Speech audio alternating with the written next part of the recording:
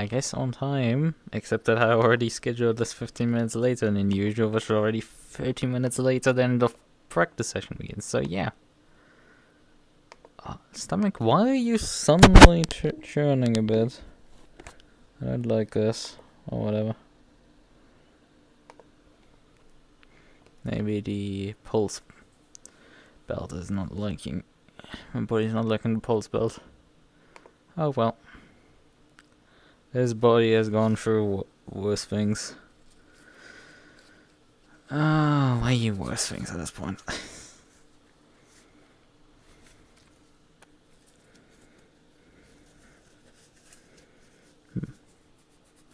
Put the gloves on.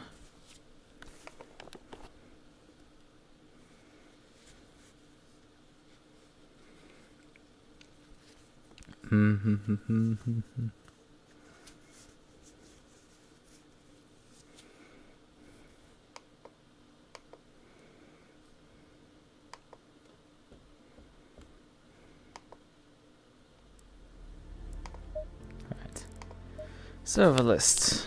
Oh, I forgot to copy the password. And we still haven't solved the problem with the force feedback bug. Most likely, so I have to deal with that every time I tab out. I need to go into settings. At least as long as you remember doing that, that's fine. Didn't set my stuff out before joining. Where is voice and video? Oh, that's set up already. Good. That's set up. I just need to get over here. I don't know why it didn't bring a sound when I muted myself, but okay. Should work all fine.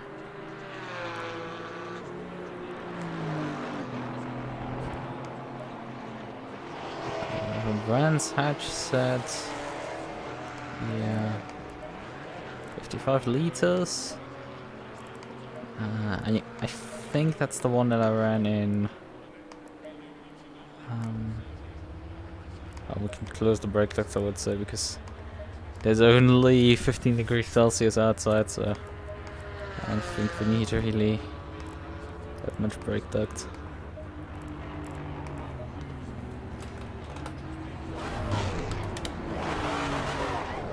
There's no force feedback.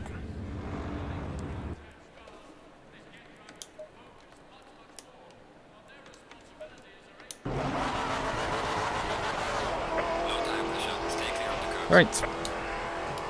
That should be nuts.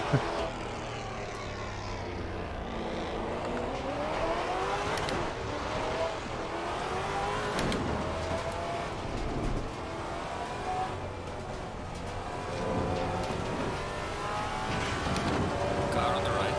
I need to jump out of my way that hard.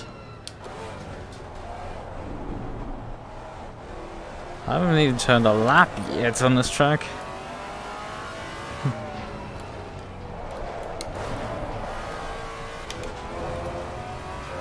Although I'm driving significantly faster than him right now. I mean, right now the fastest time is a 31.5. I think I can do that? I'm not too sure. I don't know if it was 33 or 31 so I can do. I can go fast on the circuit, I know that.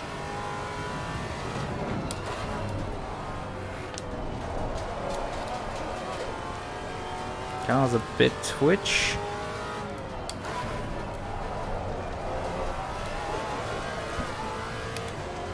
Yeah, a lot twitch.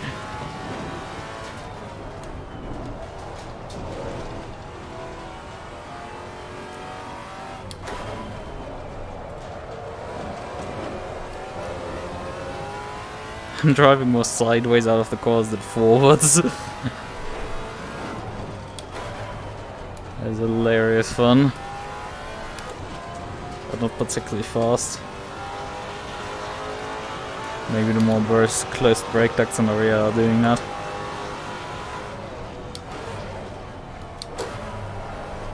Because the car is a bit twitch on the brakes also.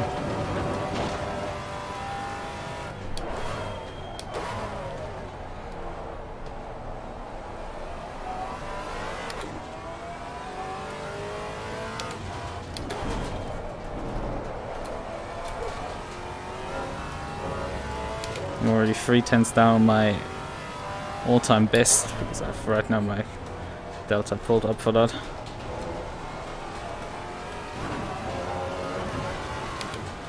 But I am matching myself in the corners. Despite that corner wasn't particularly the best flow, I would say. Ah, that wasn't particularly good. Still, somehow.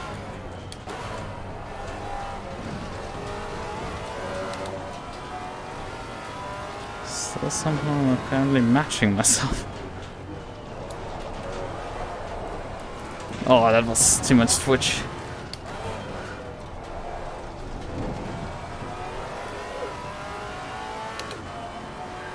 I was running wide and then getting a twitch additionally. That sucks. 9/10 down now, so we get actually a reference time at least. 33.0. So it turns out my fastest time was a 30.1.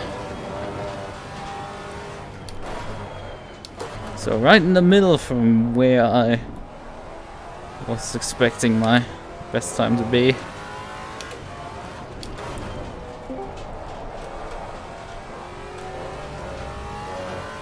But I feel like I can actually improve on it. It's a difficult time.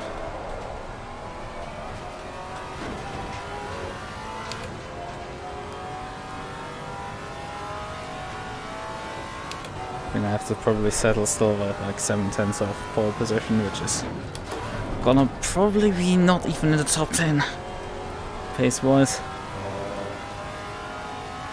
It's a silver driver. Thank you. I actually didn't expect that to happen. Now this time around I would like this corner. If this guy is already so kind to me. And gets out of the way when he really doesn't need to. This is just a practice session.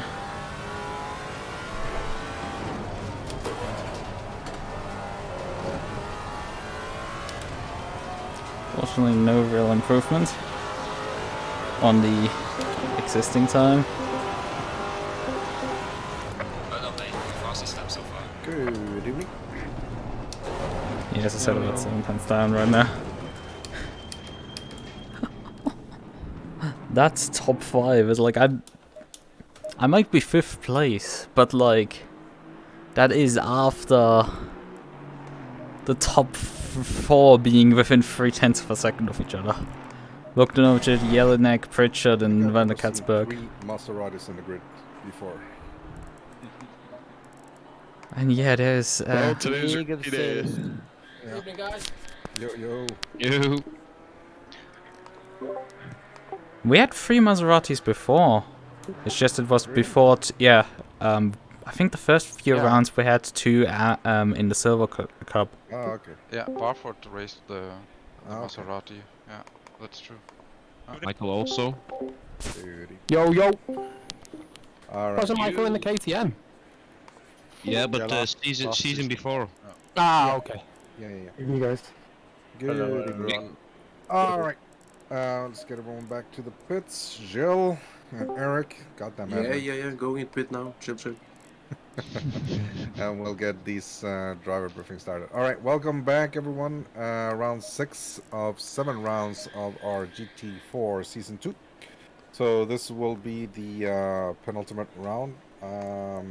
And we are at Brands Hatch. So a couple of notes just right off. Quali format as always, first half for silver split drivers, second half for pro split drivers, and if just to make sure that everyone is caught up to the rule updates that have been coming. Pro split drivers are not allowed to leave their pit box until the timer hits 10. So when the timer hits 10 minutes left, that means 10:00 minutes left, you're allowed to leave your pit box. If you leave before, there's no queuing up in the pit lane exit. It's not allowed to leave before. So a couple of guys got penalties from last race.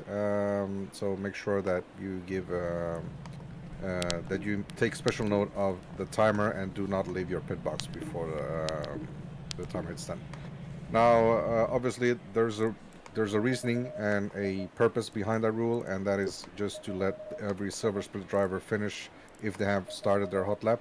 Let them finish in peace without pro split drivers driving up their rear end. That is the reasoning. Obviously, we don't want queuing up. We don't want racing and qualifying. We want everyone to make sure that they have enough space and time to do a valid lap. So that is the reasoning.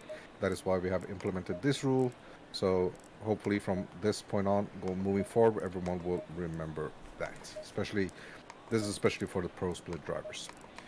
All right. Apart from that, blue flag behavior, just stay predictable. Don't defend the inside line. That's all we ask. And if you can lift off the very few straights that we have at Brands Hatch, that would be much appreciated. Apart from that, just stay safe, stay predictable. No need to weave back and forward. Just try to cooperate if you get a blue flag. Incidents, we always do full incident review the first 2 laps. That means lap 1 and lap 2. Any incident happening from that point forward, you will need to use the incident report form. We will post a reminder and a link on the league chat so that you can do your reports. If you want us to look at anything in particular, you have 24 hours after the race. Lap 1 incidents, always in Broken Bone Sim Racing, carry double penalty. So any incidents where there's a car found to be responsible will get double penalty for the next race. The old penalties are applied for the next race. And as you all are aware, the penalties get applied on the starting grid. Pit exit here at Brands Hatch is, I would say, a typical British pit exit. Very dangerous pit exit here in Brands Hatch. It releases you pretty much on apex of turn 1, where the car that is across the start finish line is going to aim almost at your car if you're not careful. So when it's time to pit, make sure that your spotter is on, and especially drivers that you're crossing the start finish line. Make sure that you are aware if a car is exiting the pits. The cars exiting the pits, obviously, we always say this, do not cross the solid pit exit line. It's not terribly long and you still want to hug the inside of the curve for turn 1. So the driver exiting the pit obviously is entitled and has every right to take that line, meaning that 2 cars cannot meet at the same place at the same time. That will cause a collision. So make sure that you give each other space. Obviously, car X in the pit lane, hug the inside line, stay on their line if there comes a car crossing the start-finish line. And the other way around, car crossing the start-finish line, going for turn 1, make sure that you leave enough space on the inside so that you both survive the corner without contact and staying safe. Every driver is fighting for track position. That means silver split cars are not to move over for pro split. You are fighting for track positions. If you have been off track, do your best to rejoin safely as you can. We don't want to see you rejoin sideways, backwards, with the ass first, and so on and so forth. You know this. This should be standard procedure by now. Voice chat, you're very welcome to stay on voice chat if you so desire.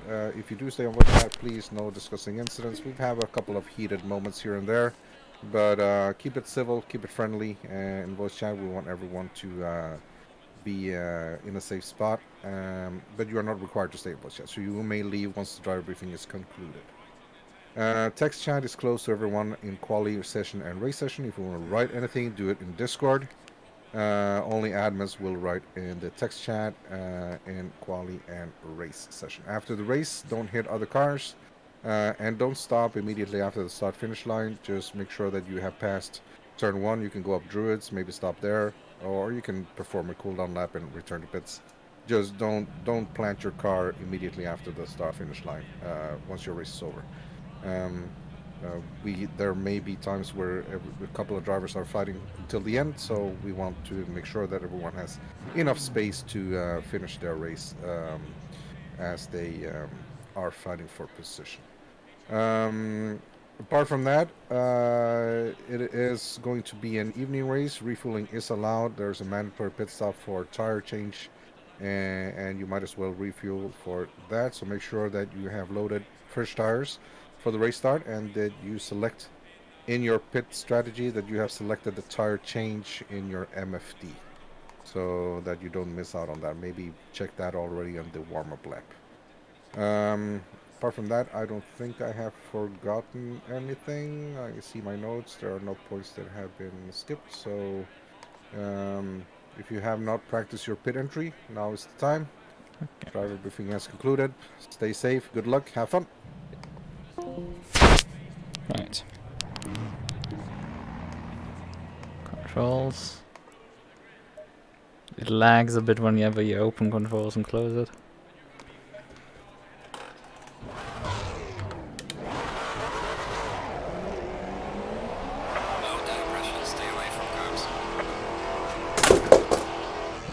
Oh, great. Awesome. Stupid keyboard decided to fall off.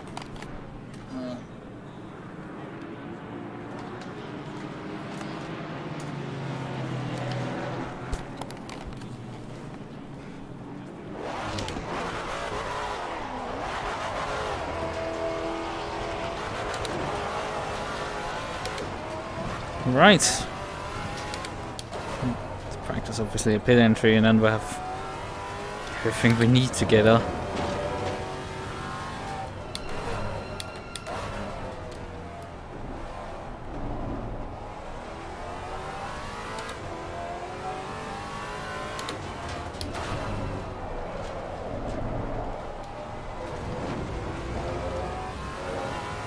Thank you for informing me that lab wasn't validated. It wasn't obvious yet. Well, this could be my best one.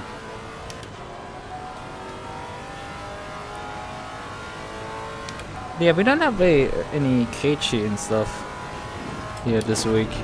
At least I haven't seen him towards the front.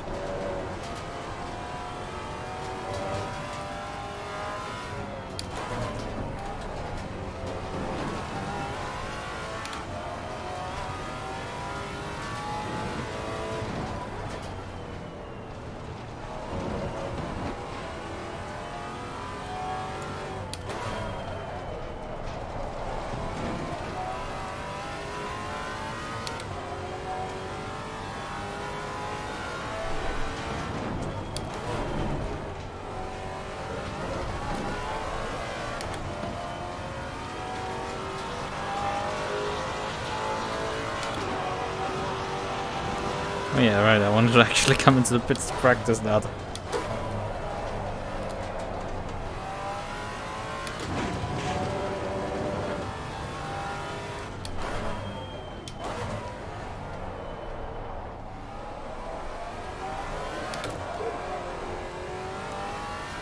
One of the things I did notice was that my tire pressures were too low. It could also be I'm now overcompensating it because they could have been not fully up to temp yet.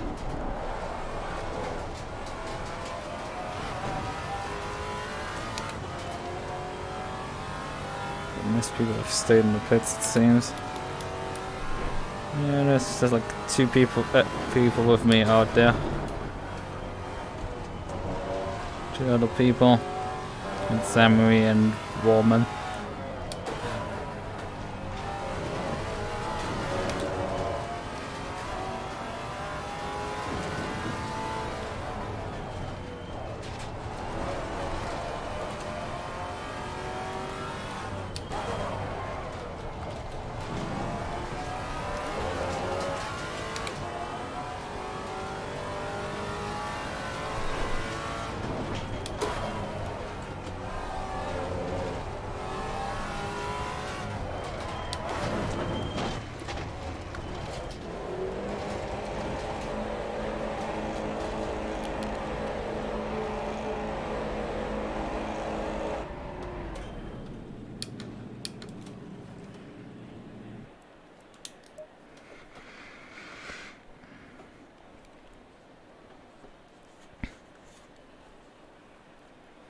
So, 1 car remaining right now.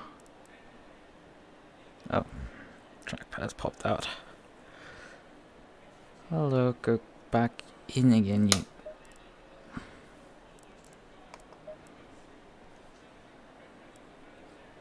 The first time the trackpad has decided to pop.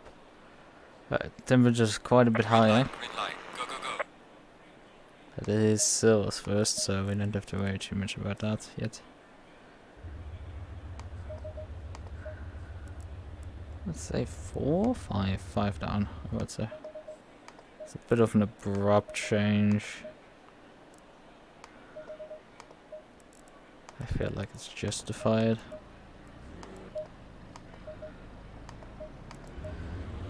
It's not that much temperature.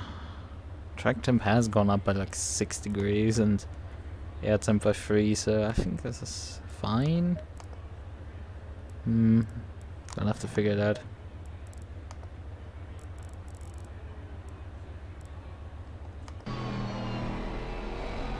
Lane here. DS rolling out the pits. Ings.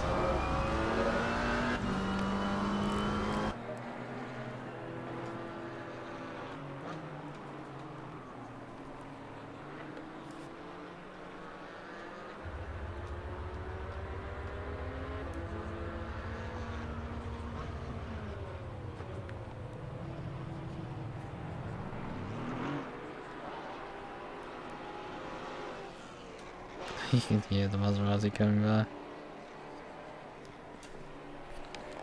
Such a glorious sound.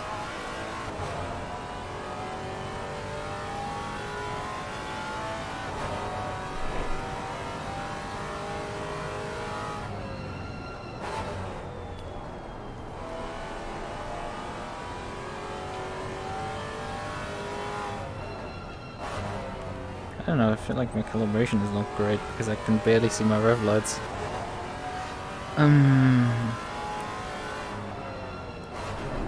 Let's see where everybody goes. What lap times we're gonna see here.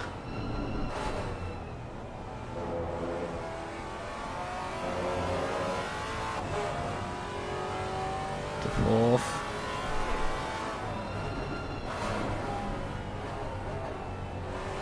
I have to wait another lap because they're just starting the flyers. How many servers do we actually have at this point? How many cars? 20 cars, yeah. Man, we started with like 40 cars. And we're down to like 20. Granted, we've had 2 restarts in recent weeks. We definitely had one in Suzuka. Where was the other one? We didn't have one at Solva. And the Kyalami one was not with this series. Or did we? Do also one here. I think we ran Kyalami and we had also their restart. Yeah, I think Kyalami we also had a restart, which is funny. Kyalami and Suzuka, and then with Trackalicious, both tracks were run as well, but like we only need a restart for Kyalami, and then that got honestly worse on the second attempt. Must have got the second attempt was kind of worse. No chick is the first one to actually put a lap in this. Jennings with a 34.0. No, that's not particularly fast, but that's first flyers for you. They're not fast. The S 4/10 of a second off the pace. Jennings stays up there.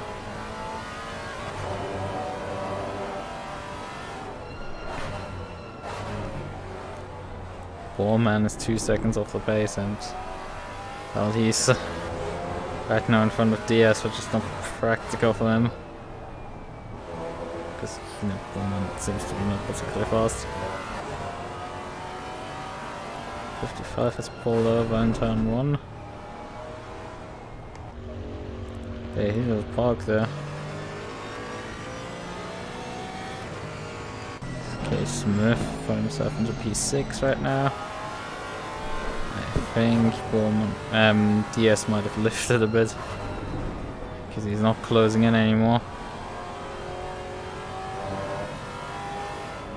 Yeah, you can hear it. That's clearly lifting off.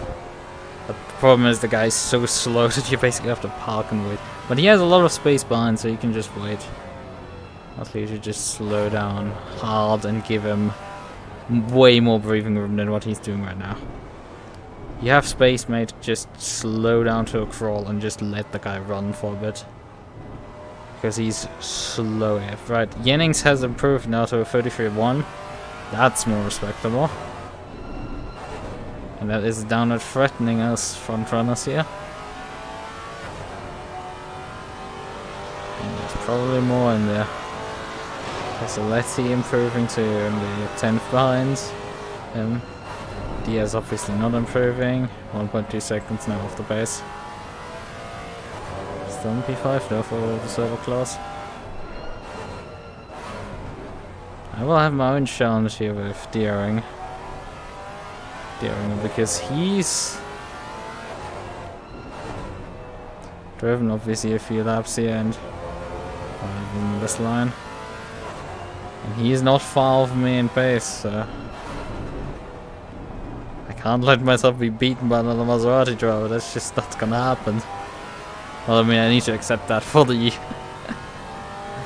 for the LCI championship. That's where it's gonna happen, but like, not for here. We're not gonna accept that here. I want to briefly open my controls so I can make sure they're remapped and functional.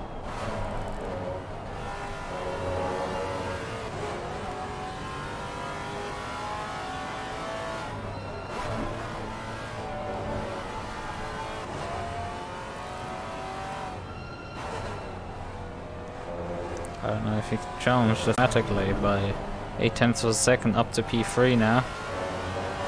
0.7 of provisional pole position, which is now at a eye-watering 32.8. That is genuinely challenging the Pro Qualy. That is quite up there. By Hazaletti. With 3 practice times there. Hazaletti they have a 32.6, so he has a bit more room to go relative to his practice times.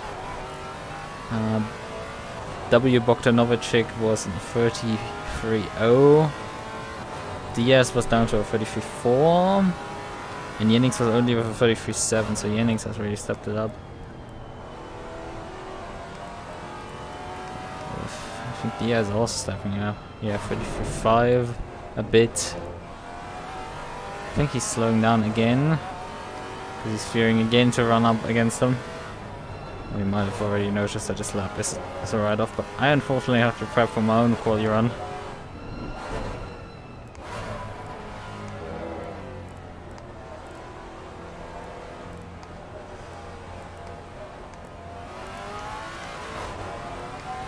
Alright.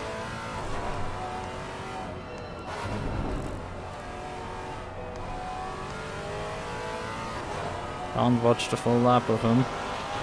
There's Hazaletti right now. Hazaletti has already started this lap.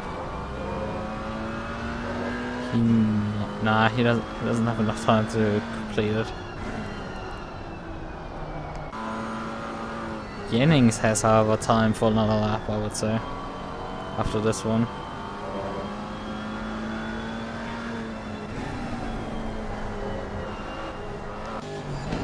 Also Symphonet fund, so we have to see with those. W. Bogdanovic also up to P3 now, but that's an invalidated lap now, and he doesn't have enough time to do another one. And Hazaletti is also an invalid lap, and as far as I can see, he's not going to complete this lap in time. Yeah, that's not going to happen. Let's check for me.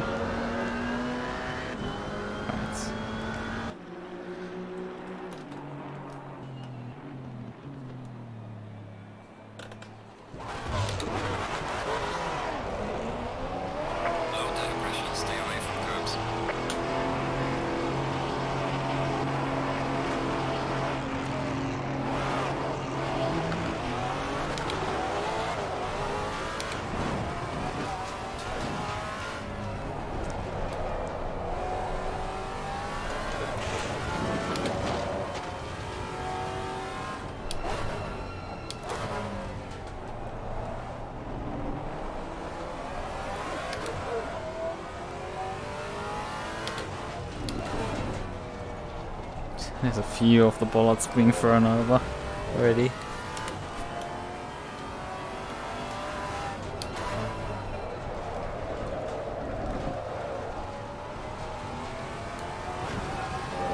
And check where the fastest time is now.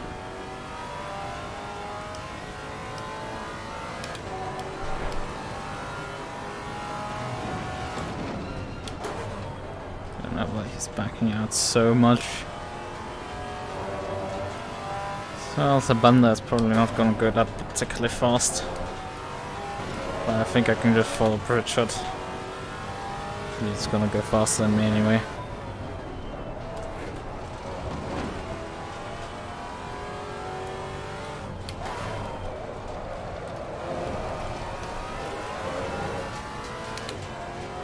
And right now we just have to warm the tires up.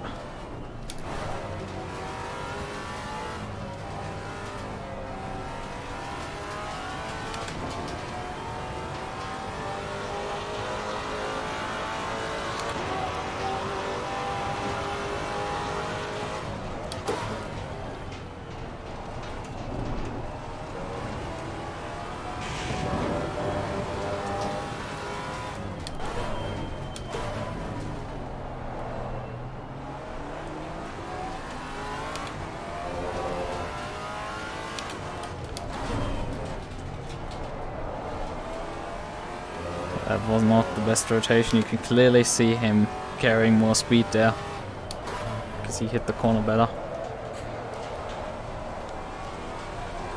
Me sliding there pretty hard into the corner. This guy is really good with his corner exits. Like, it's rare to find someone who runs better corner exit, because I oftentimes sacrifice my entries for exits.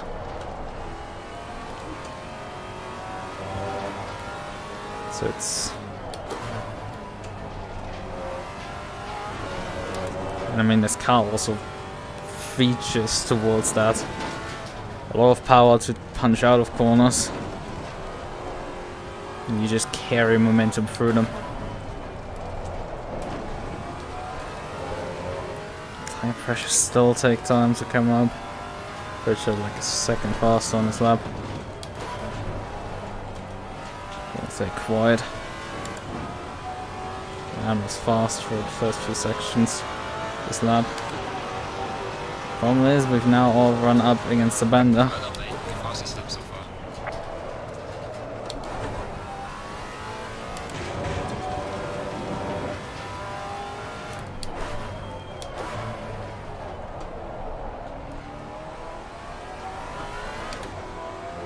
Well, I haven't quite yet.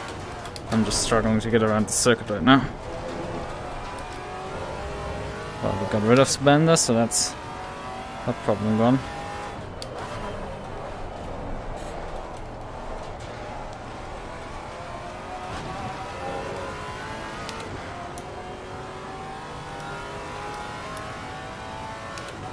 $36.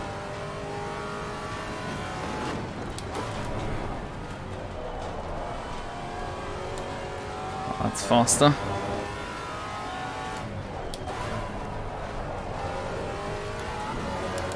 Pretty sure that's an invalid lap, but I don't care.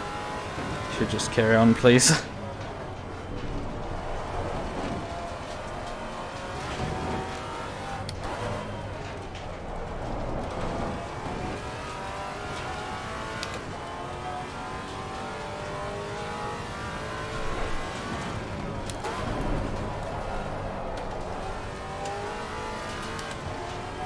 Now some souk to the line.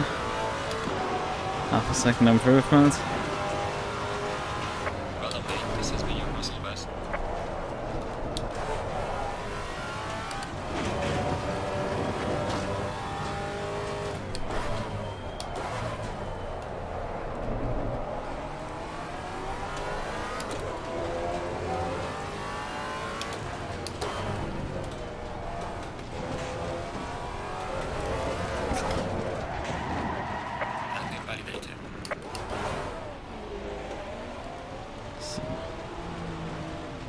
There's another one. That's okay.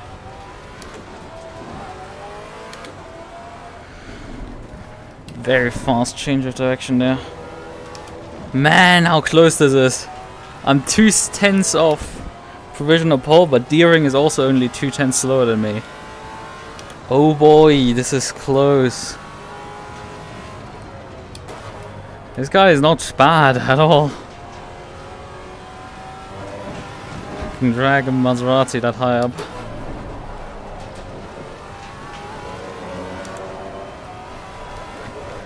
Oh, hello, Carl. Would you kindly not murder me, please?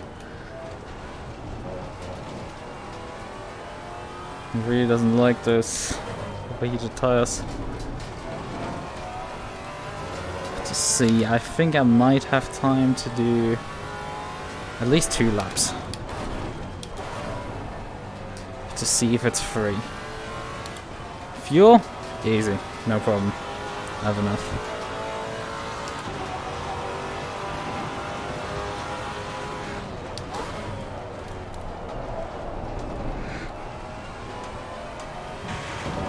Some time here.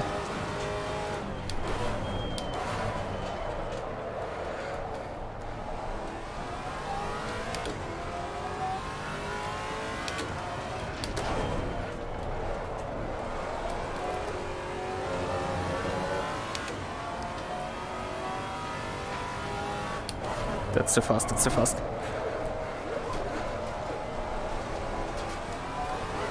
Yeah, throw all the time away there. Broke too late. I was with a perfect turn 1, so.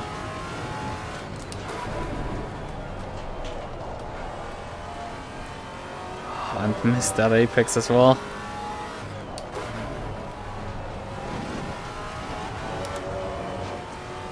Thing is, I'm equaling my time right now still. And I'm not invalidated, so I need to push still. No, we're dropping right now. How's my gap behind? 5 seconds to Montero, not good.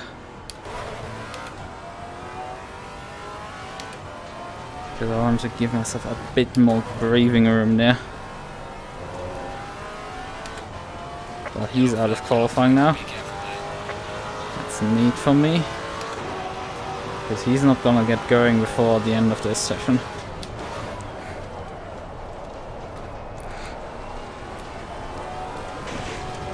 Whoa!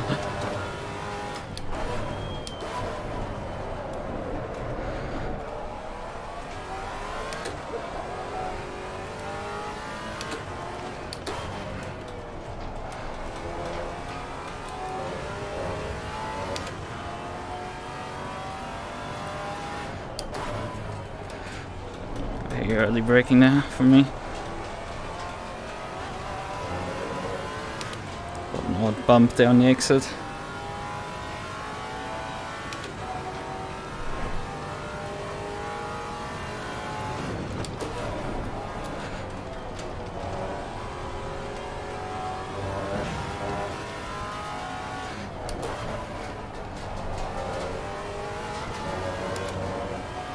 The pressure is mounting. But I don't know my heart rate right now. Bleeding time, however, it's not good. And refine it again. I don't think that's gonna be enough. Oh, that's hot in, but not fast out.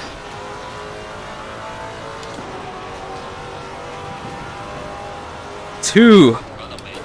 I don't know how close we are. We're just gonna. No, that's too fast. Fuck. Fuck me, Jesus! Jesus fucking Christ! God! Holy! I was 200ths of a second off it. If I had just nailed the final corner a bit better, I would have had it. Holy crap.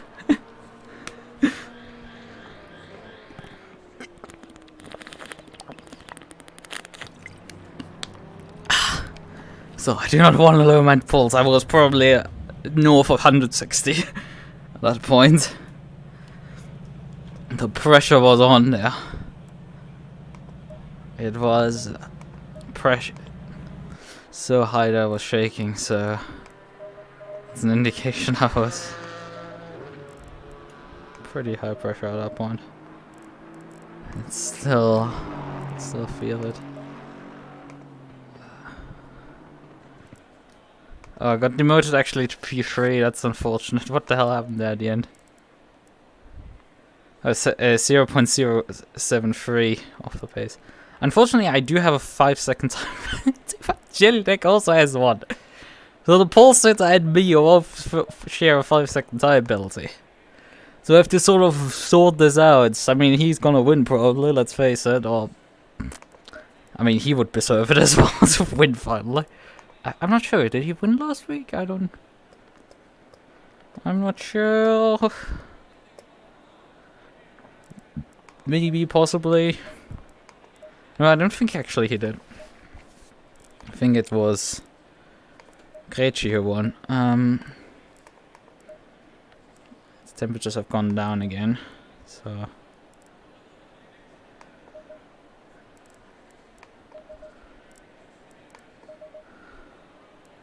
0.3 up or more. 0.3 I think is enough right now. Right, okay. Bit strategy is configured. Type.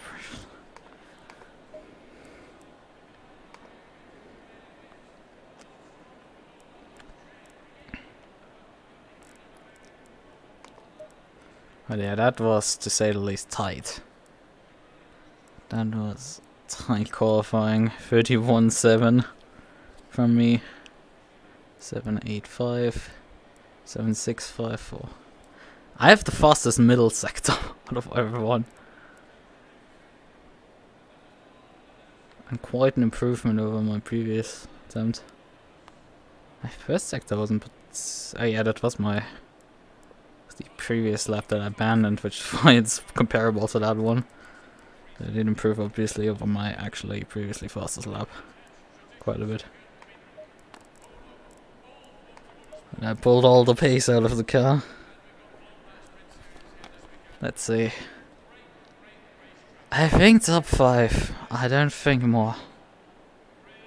And we're only 10 pro drivers anyway, so it's not like top 5 is that much of an achievement, except that top 5 still was very tight. Like, down to like Montero is 0.3 seconds, covering the top 6. Actually, top 5 covered by less than 0.2 seconds. Holy crap, there's nothing between everyone here. That is nuts. And having a 5-second penalty. Having any downside on this track is just not great. If you end up on the back foot on this circuit, there's no coming back, because as soon as you start to dig yourself out of it, something else will go wrong and you will be sent backwards again. It's the curse of this circuit. I don't hate it, but like, Christ, it is unrelenting. When something goes wrong, it will continue going wrong. Right, we know that feeling.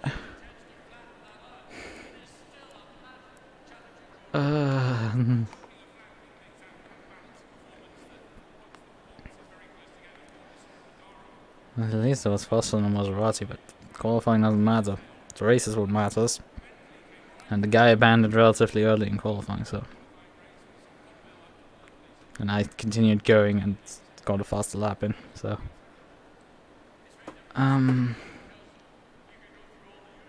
Yeah. Shall we?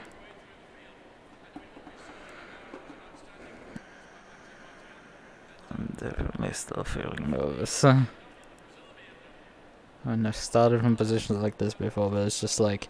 It is so freaking tight up here.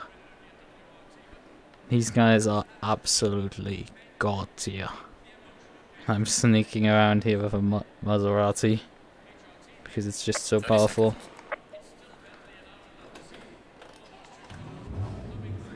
It's on. Alright then.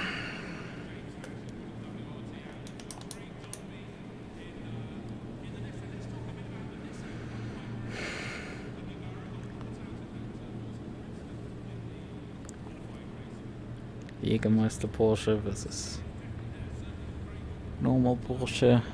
Going single file. Cayman, Maserati, McLaren, and then Aston. Low the aggression, stay away from curbs. If Jelinek wants to make a burnout, I make one. No, that's not a burnout, that's a burnout.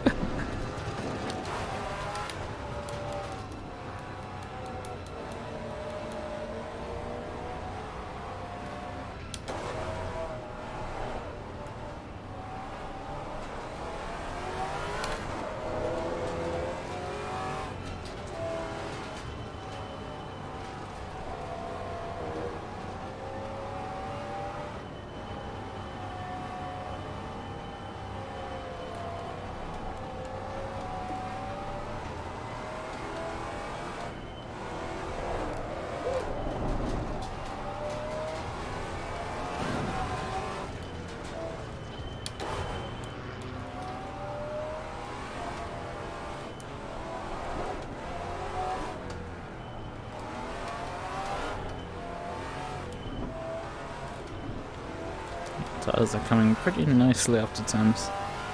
I mean, I need them. Those are the ones that load goes through.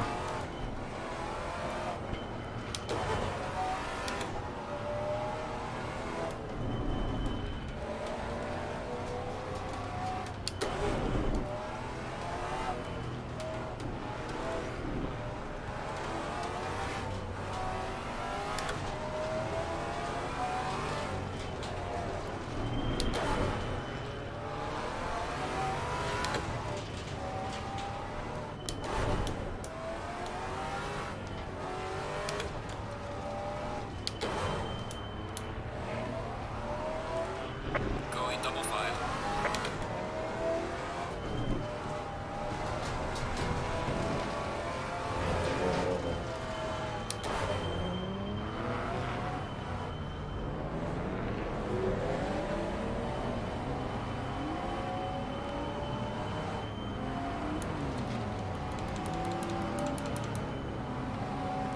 Price adjusted.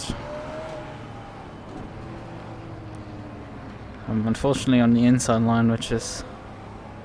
I mean, fortunately and unfortunately. I like my outside line. It gives you a bit more liberty, but... This one is good.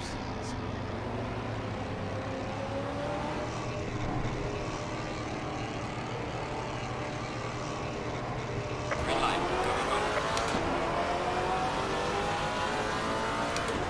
Car on the left. Clear on the left.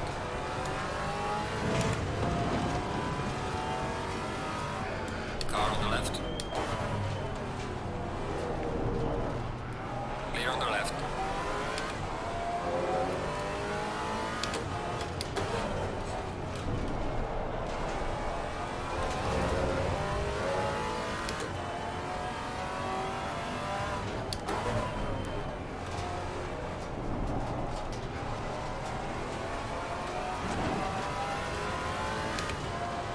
So there's not much gain for us to really fight Bogdanovic. For us it's really run a gap as fast as possible.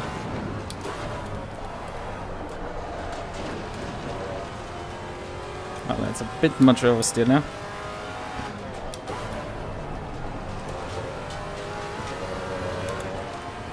Let's go a bit back.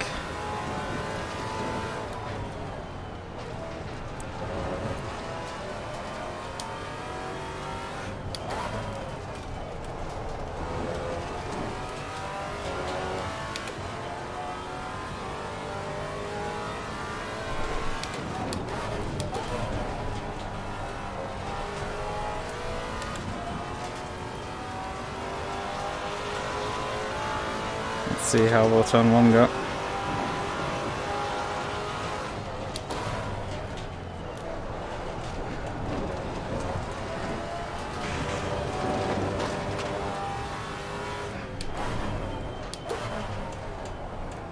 Ooh, that's a bit close.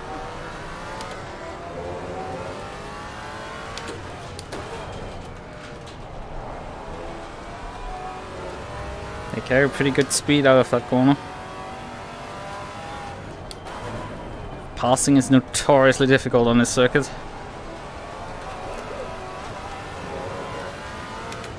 I don't want to repeat the mistakes of recent weeks. But if I want to have any shot at anything, I need to probably pass him.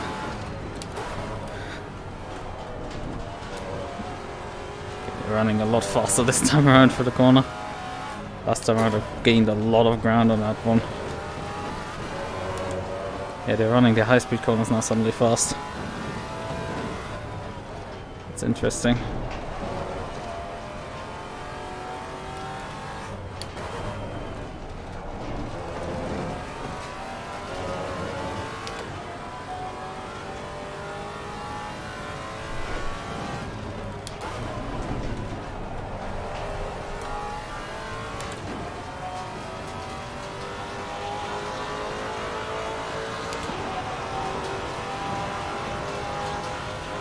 Well done, mate. This has been your personal best.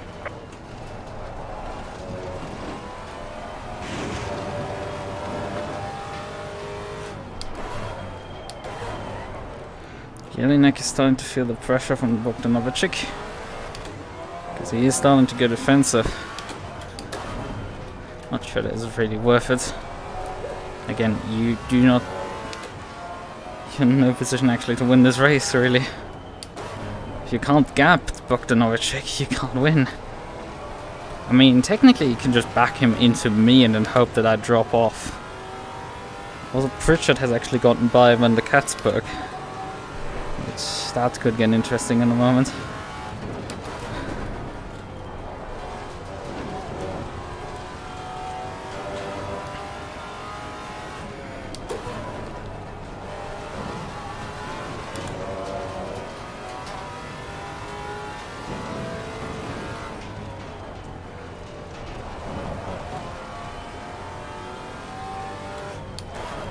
I'm not really making any ground up on these guys in front. I'm pretty sure they are dropping ground already on themselves.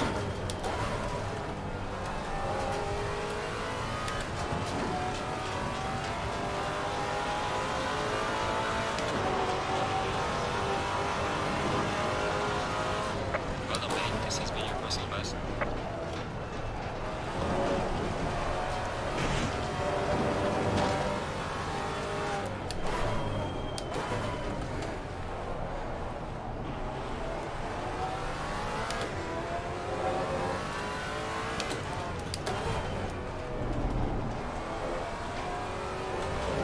That's a bit of a wiggle. He carried a lot more momentum despite that.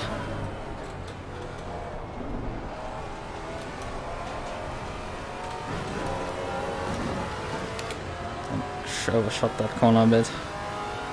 We don't have that much straight line speed really on them. Slipstream doesn't do much for me. At least it seems like it.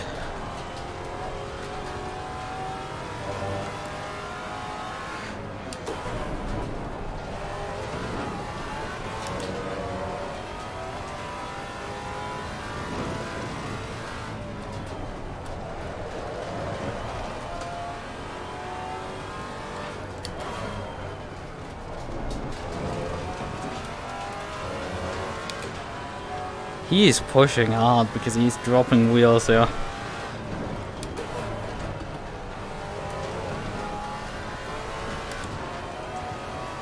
I mean, I'm not pushing lightly either.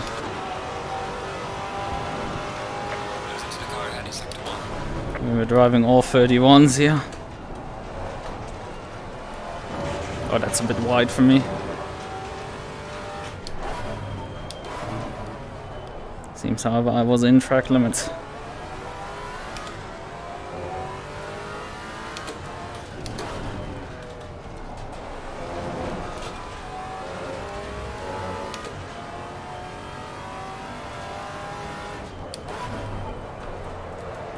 That's a bit much too fast. But I have actually a decent gap to Pritchard, so even when I dropped like half a second just now, could afford that.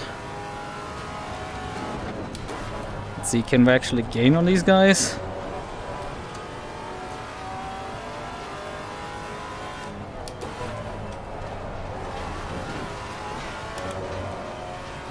Or are they just lapping the exact same lap times as us? Oh, no, not again.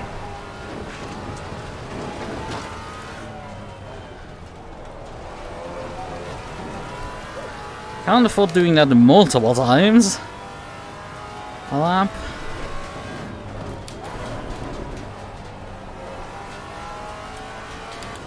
These guys just never make mistakes, ever.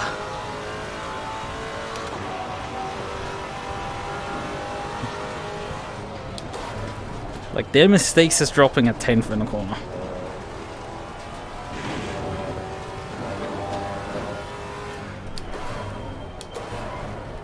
Oh, come on, Bricks.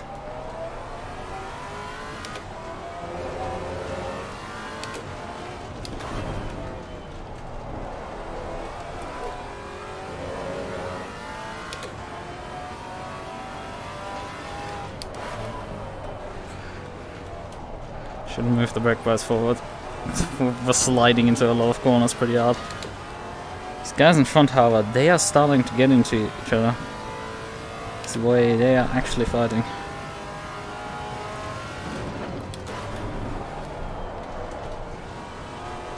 He's trying to find a way around when he's 2/10 behind. It's not too surprising.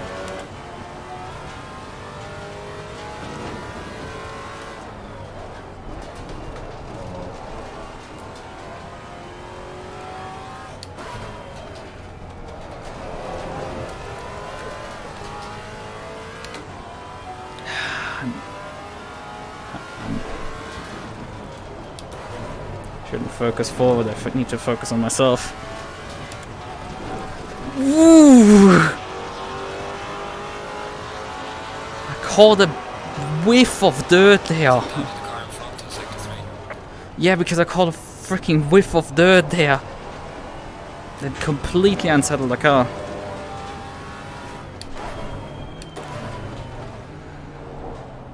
No, you're not looking at my inside here.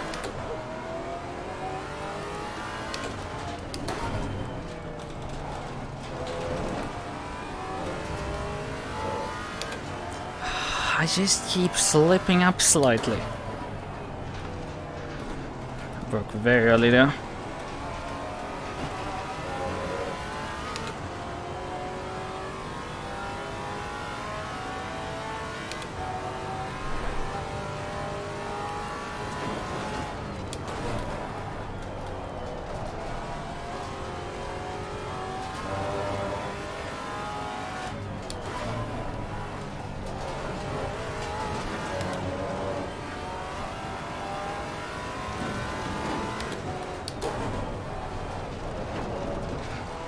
Not again! Warning for exceeding track limits.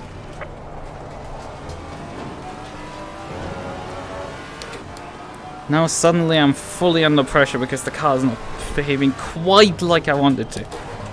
Hello car, we can't at least go back at the third.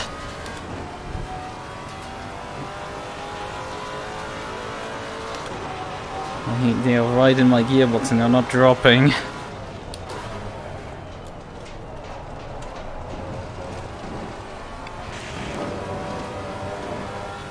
I just make too many mistakes against these absolute ungodly like people.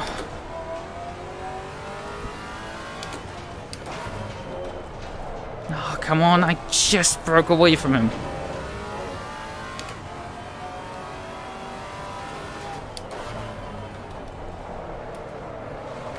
Come on, car.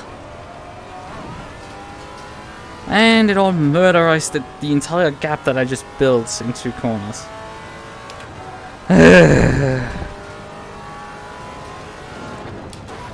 Because he made a micro error and I piled two errors up on myself and that balanced everything out again.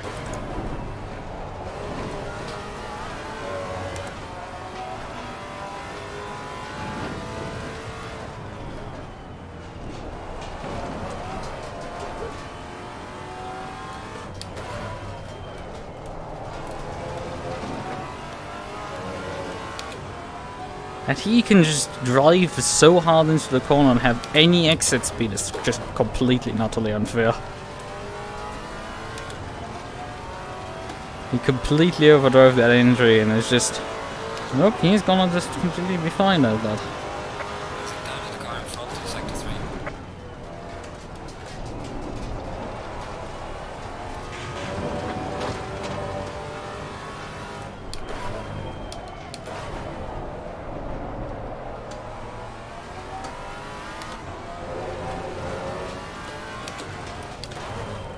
Oh, that's too fast! Not again!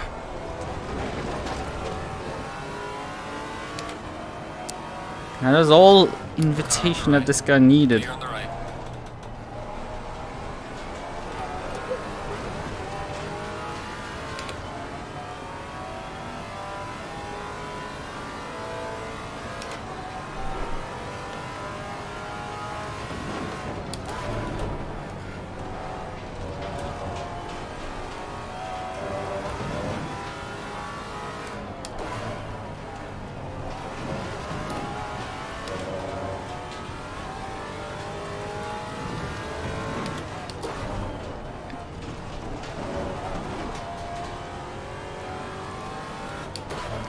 I'm getting schooled here tonight. It's like, oh yeah, I could keep up with these guys. I maybe be able to match before we... No! Don't even freaking think about it, Lucas. You have laps that go more than a tenth of the average. That's more than it. These guys drive the same lap time every single time. That forced them to back. Oh, hey, brakes, would you kindly not lock?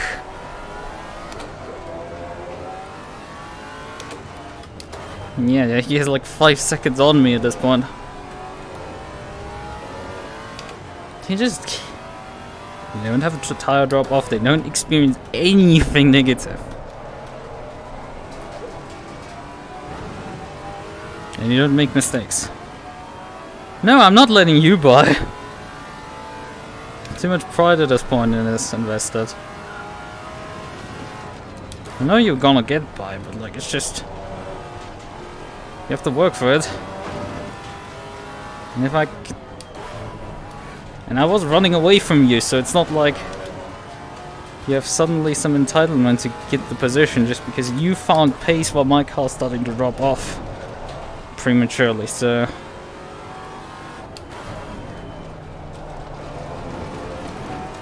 He's just asking at this point to drive in the back of me. And if you hit me, I'm not gonna return the favor.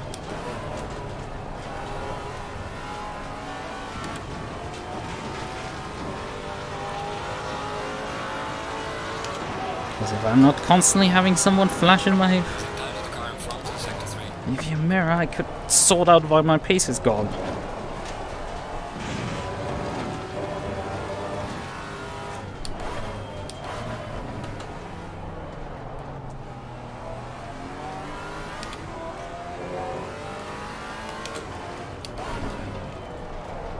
Come on, car.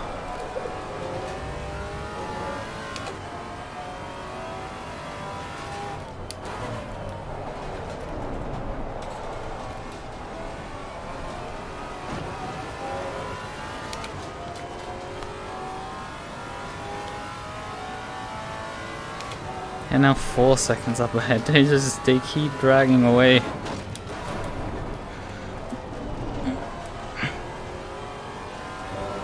And that's the bloody curse of the circuit. Whenever you start getting a grasp of the situation and start unfucking yourself, things are gonna get worse. No, I'm not letting you by. Neither is the guy in the lead of the race, by the way.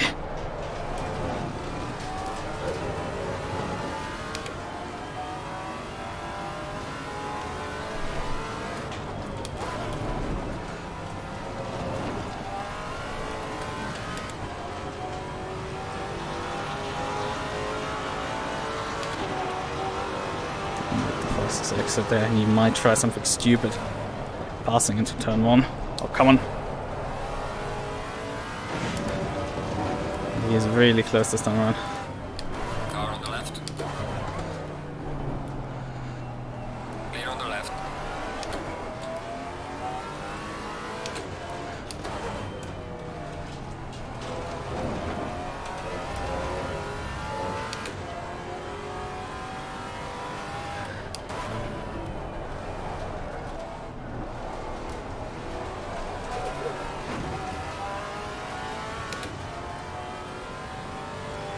Yeah, 4 or 5 seconds.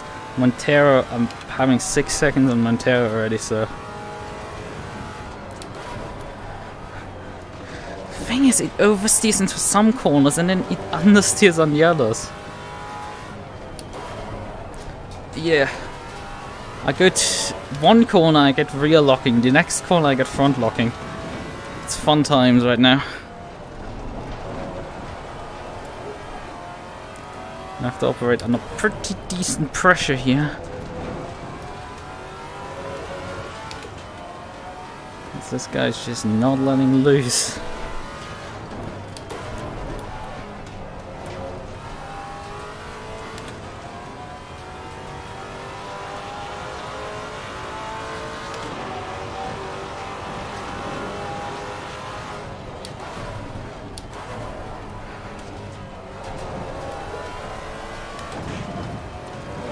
Not the ideal line.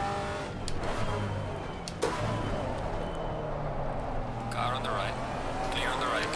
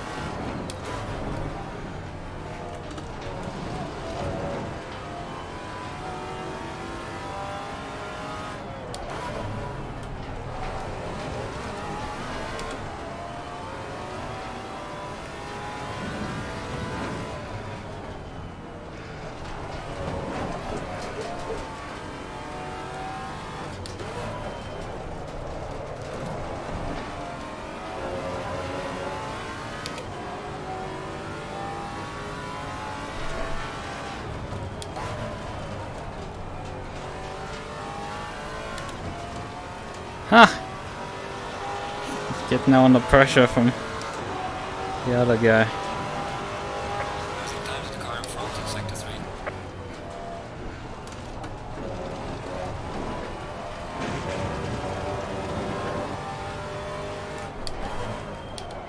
Oh, brakes! Come on!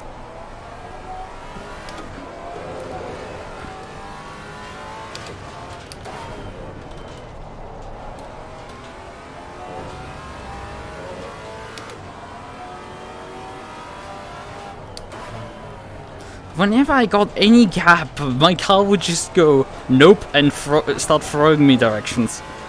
Instead of just letting me fucking drive.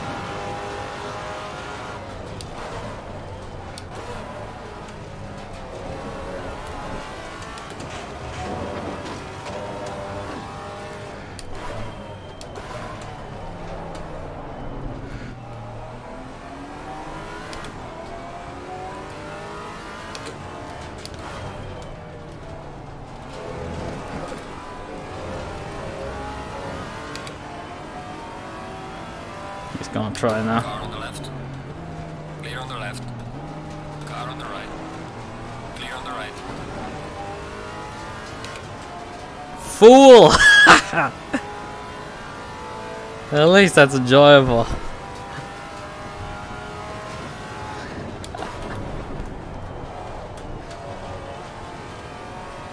I wasn't sure if I wanted to go around the outside.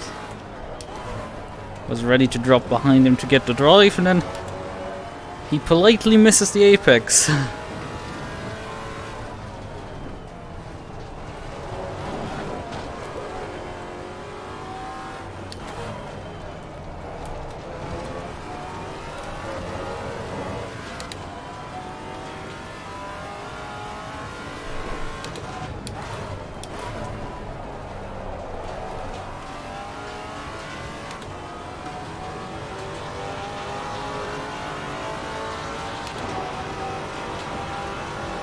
He got a drive there, pretty good one.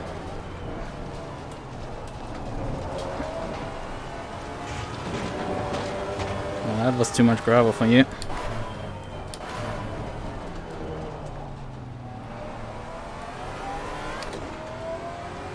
Actually, the guys in front have dropped back a bit. Maybe they touched. Doesn't surprise me.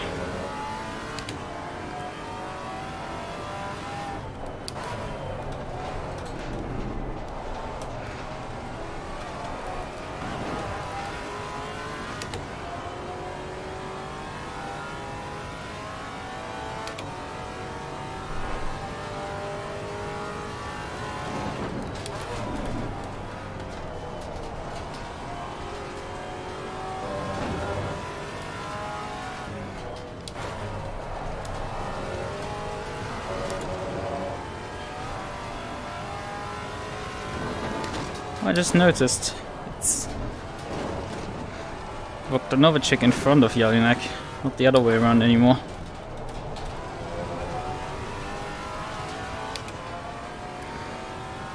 And it's gonna annoy Pritchard because I think he wants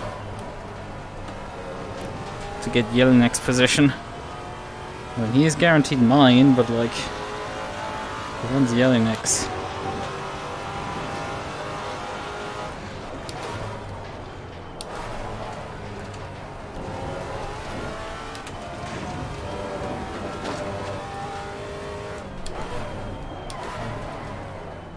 Okay, that's a mistake picks for me, but I'm still close enough.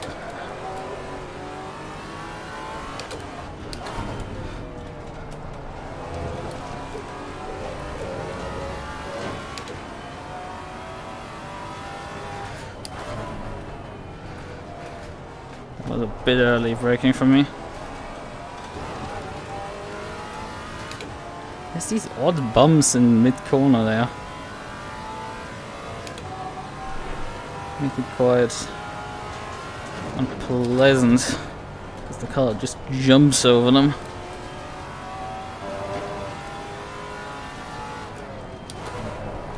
Oh, that's a missed apex. Close enough.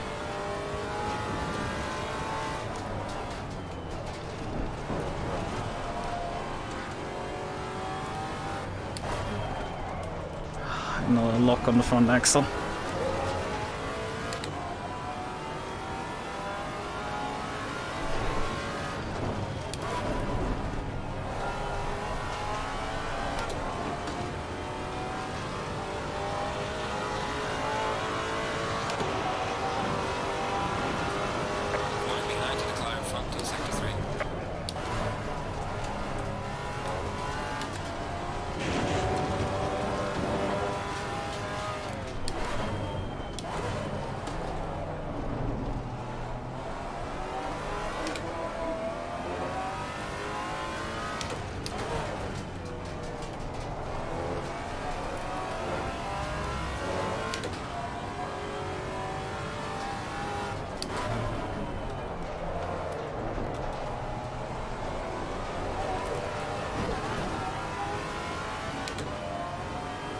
He had a better run because I was very sideways out of that corner.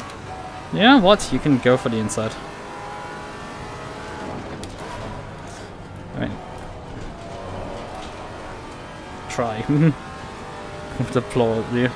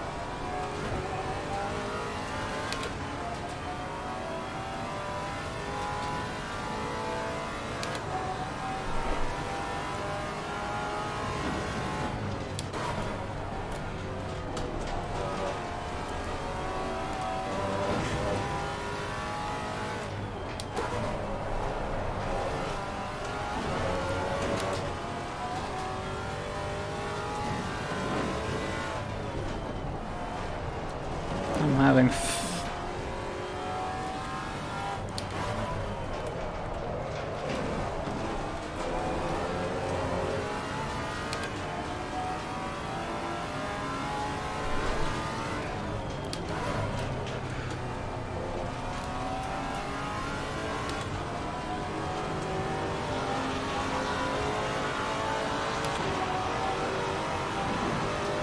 Falling behind to the car in front in sector 3.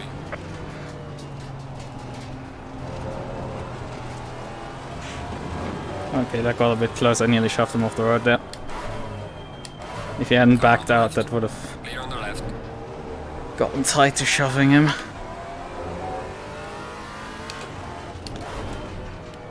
Which, that's a bit far. I don't need to crash into him. Like, if he crashes into me, that's his problem, but like, I don't need to push someone off the road. Keep it up. How much fuel do I need? Because I've been constantly just battling here. How much fuel do I need to finish?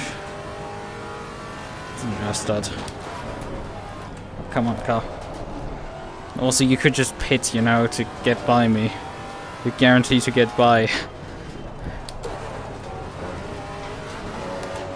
I mean, I understand that you didn't do that in the first, like, 10 minutes of the race, but, like, we're halfway now.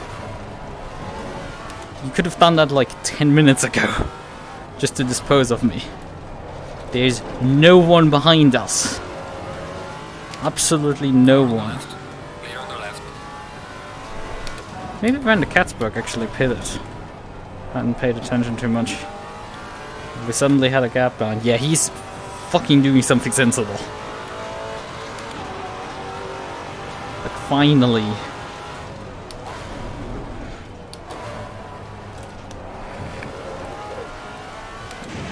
You realize how, you know,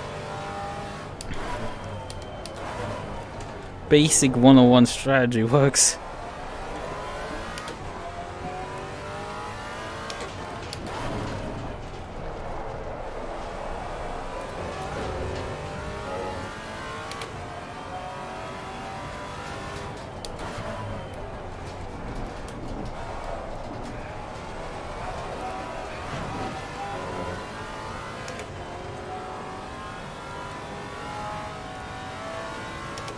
One, two, three. Temperature probably will continue going down. And the rear ride was pretty decently pressured, so.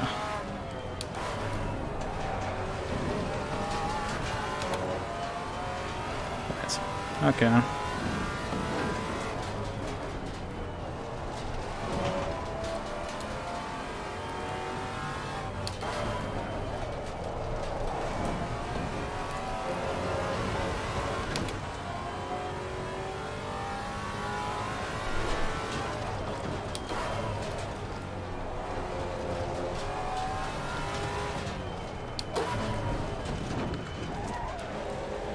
broke too early. Whatever. Not the end of the world. I have to anyway sit out my 5-second penalty.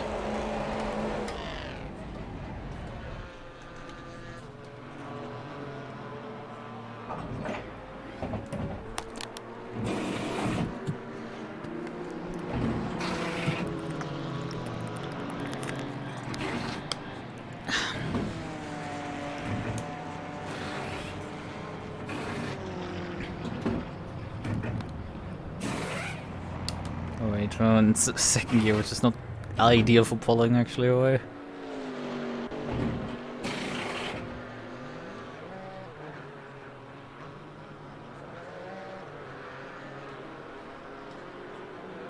Mandatory stop and start. Low tire pressure. Stay clear of the curbs.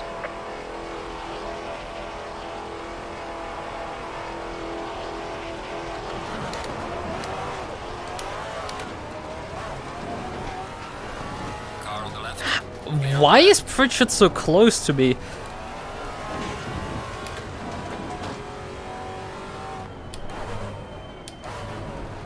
How did I end? I served my 5-second. How the hell did I end up anywhere close to him? I was not sure. Pretty sure I was stayed in my white line there. Oh, come on.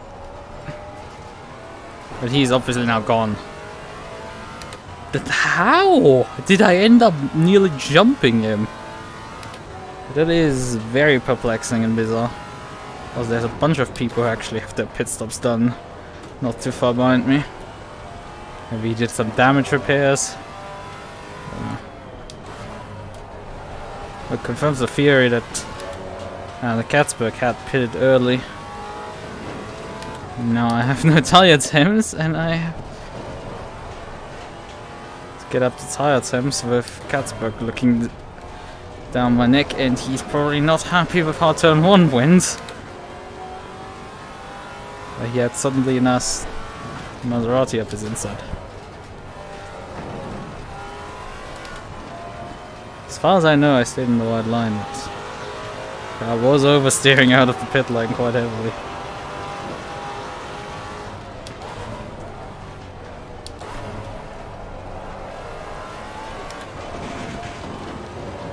Not good. Car on the left. Clear on the left.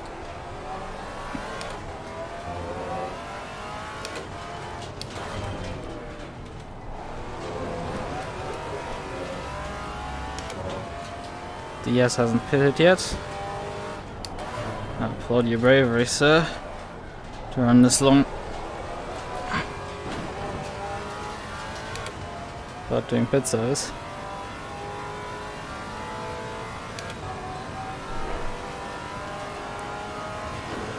And if he doesn't come in before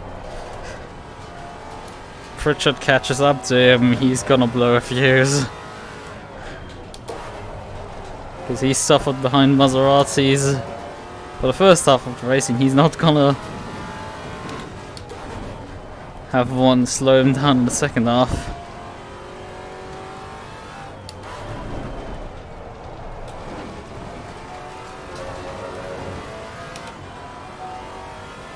Yeah, he's letting him by.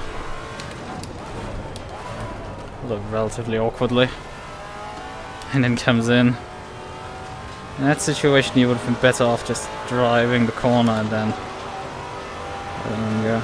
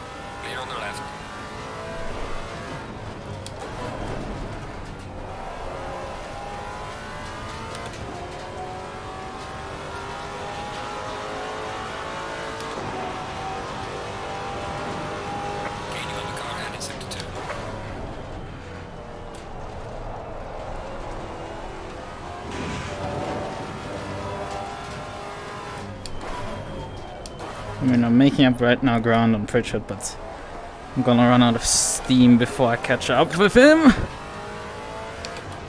I'm sure of that. And I'm pretty sure the guy has a bit still left in terms of pace when I start closing in.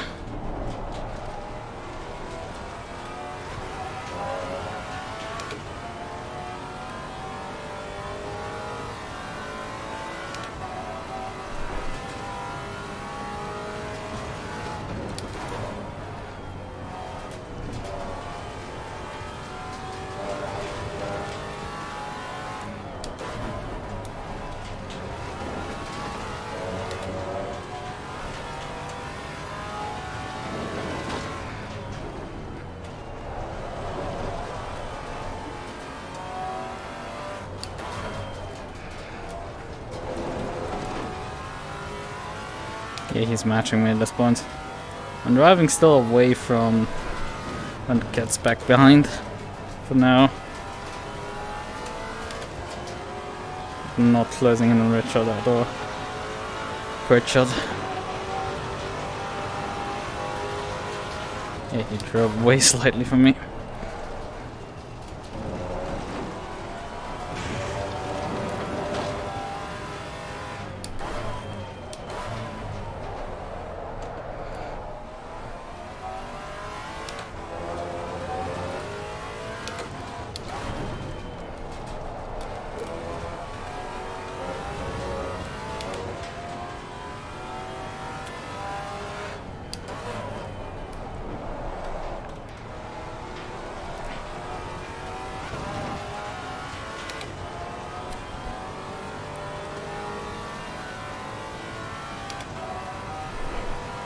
Yeah, I'm running really away from when the cat's back right now.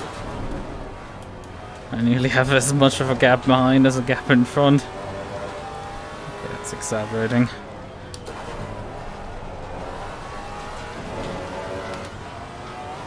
As long as I keep the pressure on Pritchard.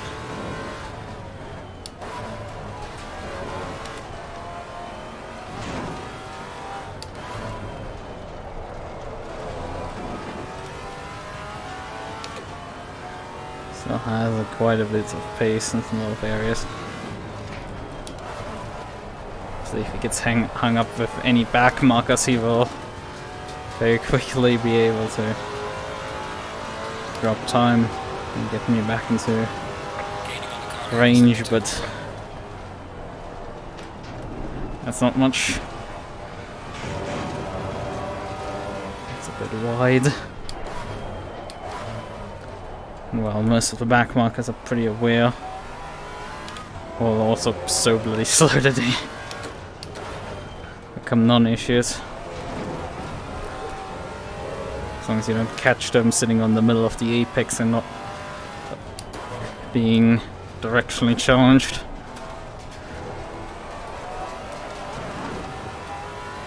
Some drivers occasionally do that.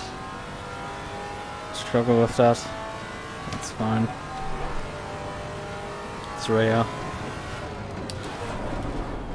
Okay, that's wrong approach.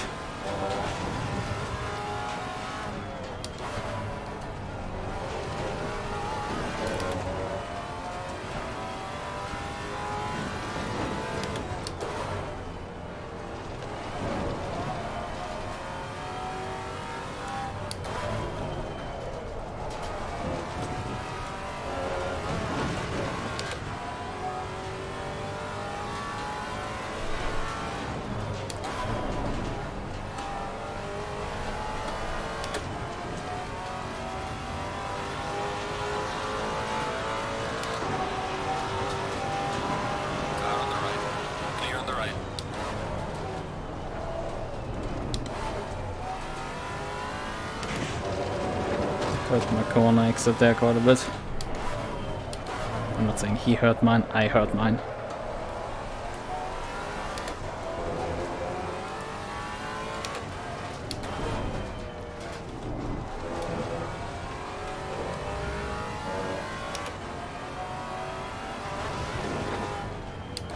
That said, I got it down to like 2.5 seconds and then he just started pulling again.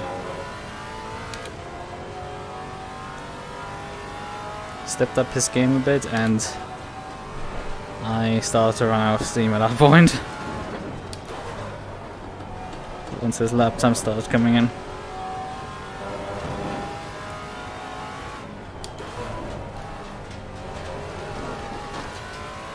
Although he is a bit slower this lap.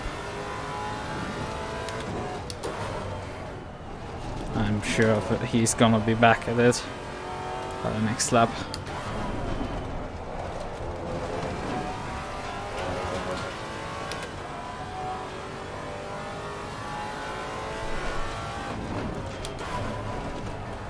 I mean, except he's running out of fuel. Yeah, always possible.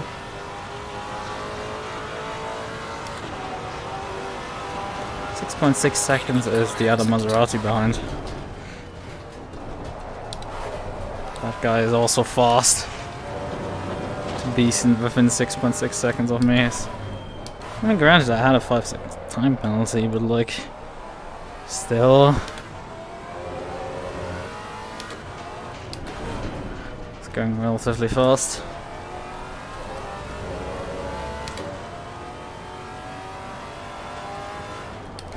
Oh, that's way too fast.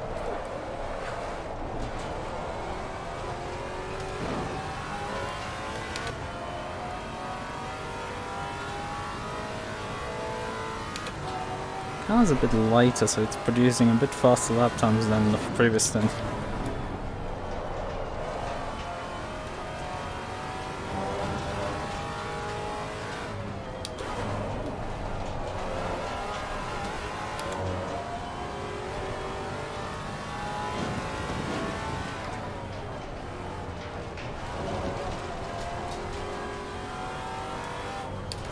At least feels like it.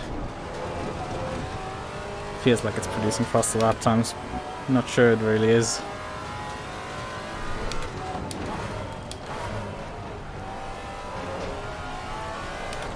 I would say more consistent ones.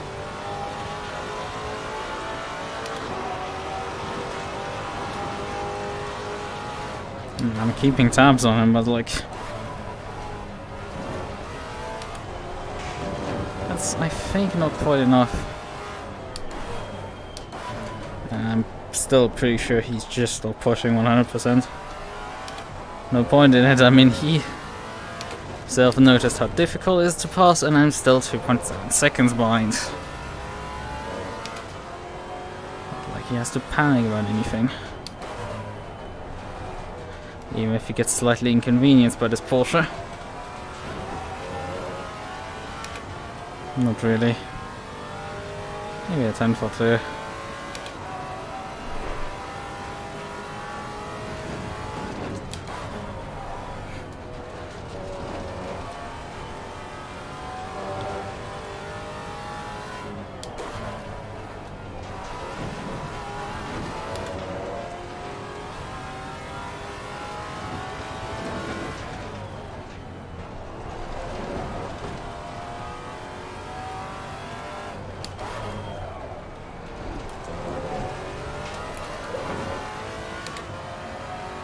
Are you gonna let me by? Car on the right. Thanks. Clear on the right. Wasn't quite clear considering you drove an inside line into this corner.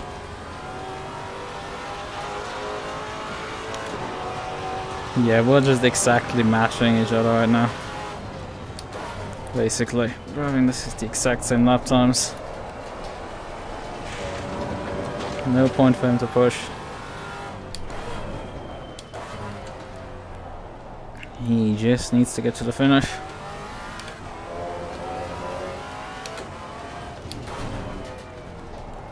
But I'm definitely still somewhat pushing. Not just somewhat, I think I'm full pushing. Just not overdriving it.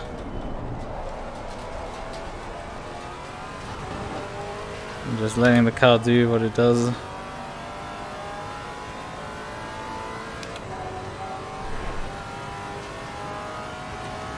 Behind beams on.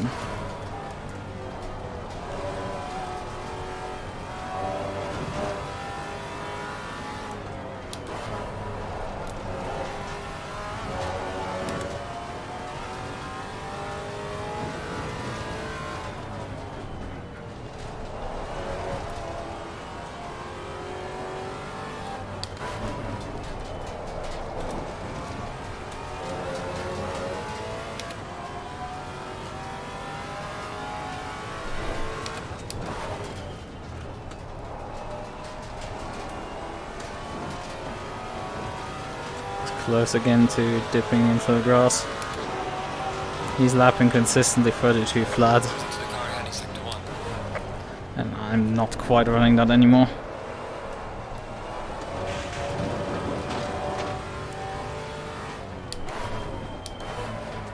So he's starting to draw away, slowly but surely. As the tires start dropping off of my car.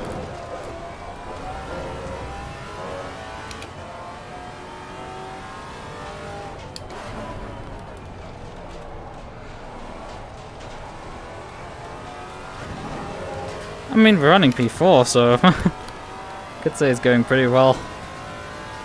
I was so fast in qualifying. I was within within a hundredth of a second. Not hundredth of a second, within a tenth of pole time. My granted, the top 5 were separated by like 2/10 or so. So qualifying P3 was pretty good. The only issue being that I had a 5-second penalty from last race, so that didn't help. Although Polsetter also had one. Jelinek. He's running about 13 seconds up the road right now. And then those Porsches just were... Well, I could go with them the first few laps. They were too fast for the rest of the stint, so...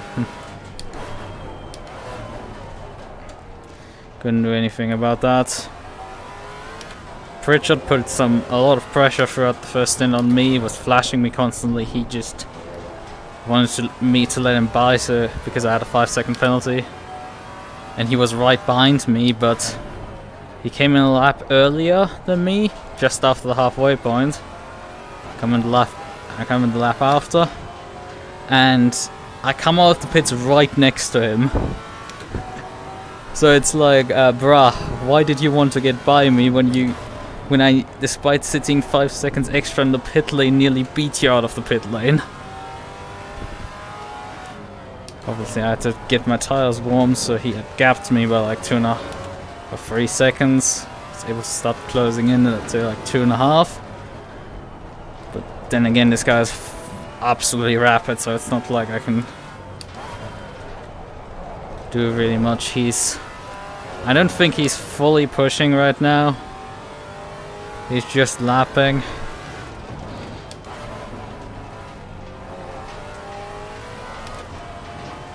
And not slowly, but like because he has 3 seconds and he's just lapping consistently 32 O's, 32 1s.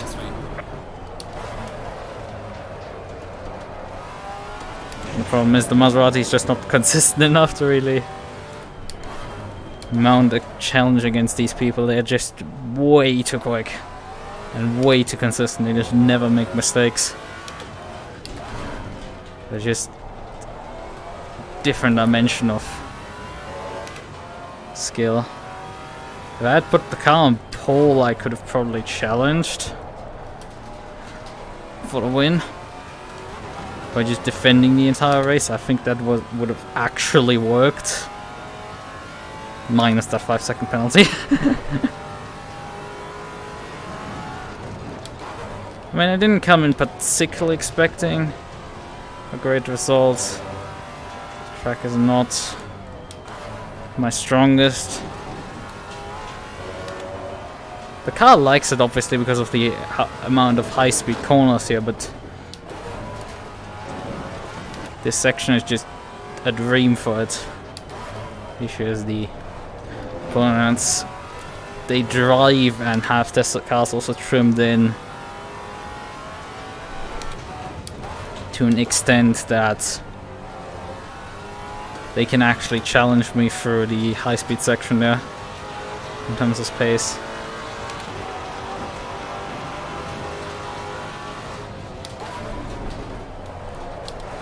Well, I mean, we didn't win. We didn't do that well.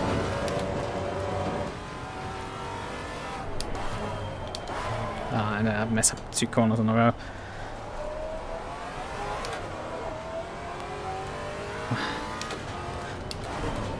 I mean, we definitely gave some people a shock in terms of how fast the thing is. But the problem was we just hit the wall one too many times, and it's just, that was it. I was able to undig my mistakes, and we were in a position to win it, but my teammate crashed again, and that was just... I wasn't able to come quite back from that, and then trying to close the gap, he crashed again, so that's just...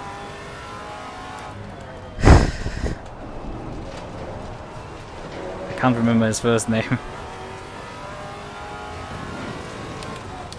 I mean, in GT4s there were Ford cars, so it's not like the massive competition. We led for most of the race, but like,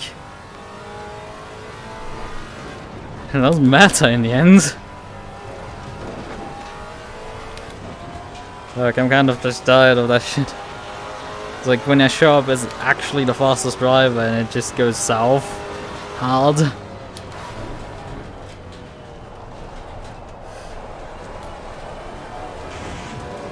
It's bizarre when you're the fastest driver. You embarrass yourself because you don't quite pull it off. I mean, the Camaro guys were not slow at all. They were matching me nearly in qualifying, so... And they ran the right strategy. They ran for 3 stops, so... 3 stint strategy. Drop 1 pit stop. We didn't go for that. Car on the left. Problem they had is that they slowed down quite a bit to hit their fuel mileage. Then allowed me to gap them again to such an extent that it would have worked actually. Just made absolutely too many rookie mistakes and tripped the car also a bit too aggressively in.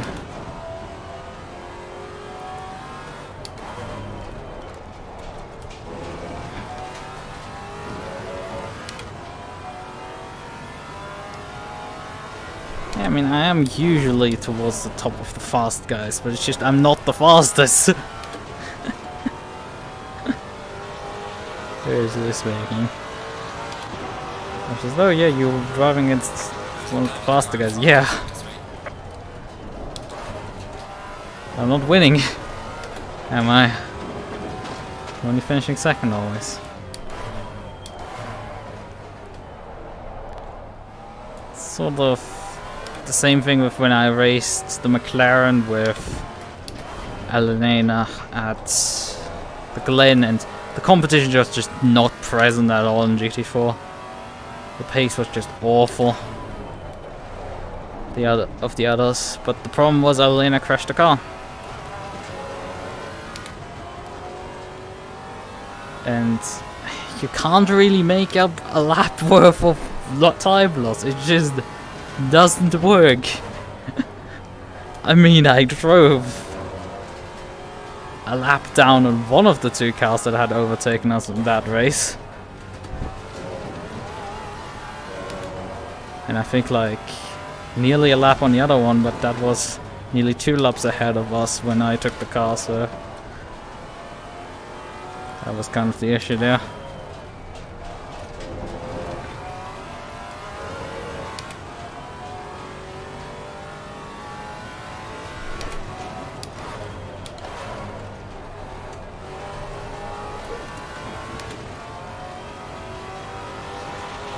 Yeah. The thing is, if you're the fast guy, it's embarrassing to be the one that crashes. I definitely did that at Bathurst. It's not just my teammate that crashed, let's be real. The Glen, it was more him Car on the left. Clear on the messing left. up and me not being able to dig good enough, but Heineke was very fast. Honestly, with the Maserati, it was pretty damn fast with it. It was good. Not as good as me, but like, it's face it, there are few. I mean, there's another fast Maserati driver in this race, for example, and he's 11 seconds down on me. He didn't have a 5-second penalty like me, but still, within a few tenths in practice of me. That was genuinely quick. Oh hey, we're coming to the end of the race, I just noticed. Well. Alright man, the leader is on the final lap. Give me the final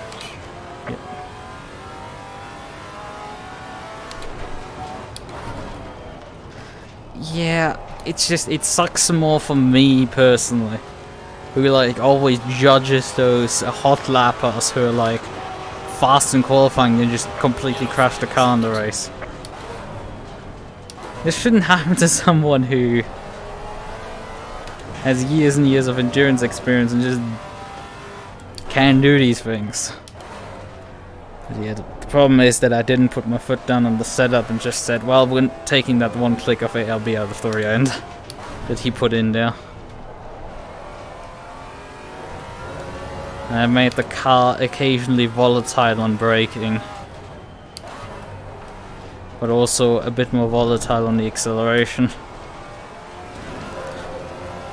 The only track I think I've run to ALB on the Maserati on the back is Hungaroring.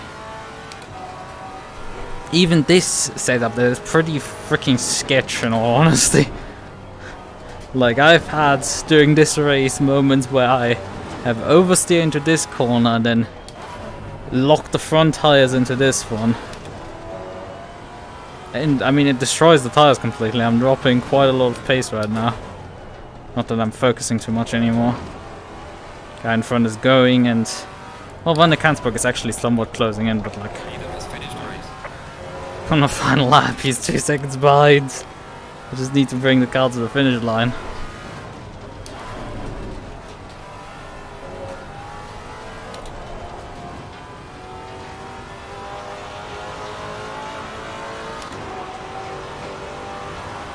That's P4.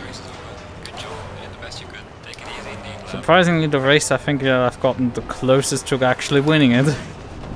And still, I'm probably how many seconds away from it? A lot. Short answer, a lot.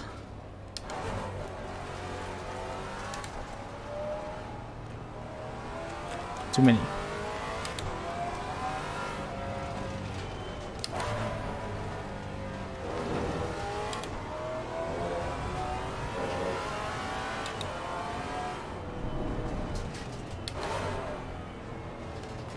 I mean, at least on Saturday, it's still a solid result. Car on the left. Clear on the left.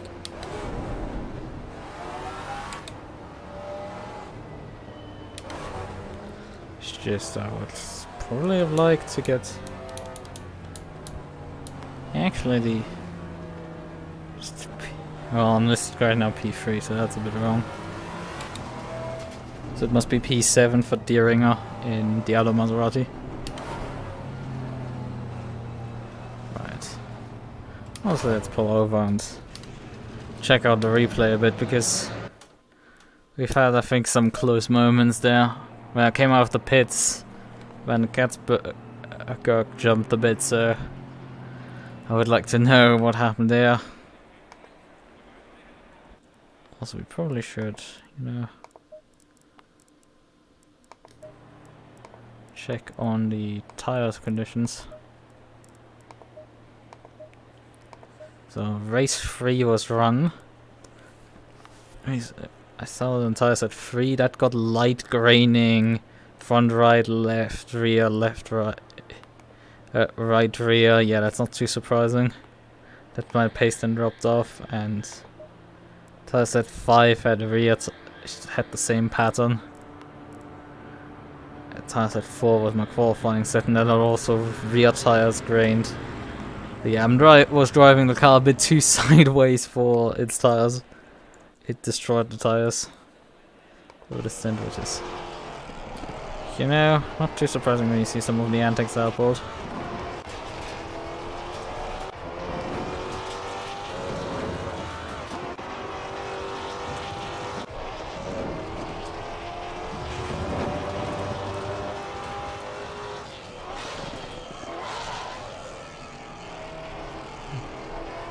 Did I exit sideways here?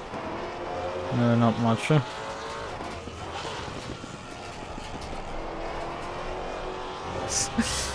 The thing immediately wants to just skid as soon as I put any amount of power down. Let's just get off the server at this point and then let the replay up again. I need to also do the RCI qualifying. I think I'm gonna do that also now. Just after looking at the replay. Getting that done would be pretty nice. Because I need to have it done till next week. Monday, when the first race is. So I would like that.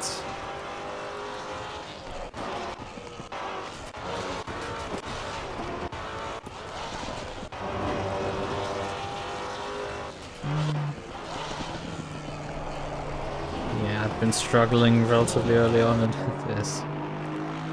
Just him being stuck for laps after laps after laps behind me and constantly flashing his headlights.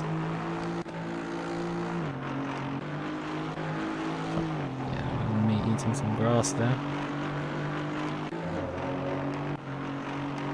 Trying to figure out when the moment was that he went up the inside of me on that corner and wasn't able to actually complete the pass there. It must be here now. He's just flashing so often that I just turned the hazards on. He overshoots there, and I'm just like, yep. That's my position again, thank you very much.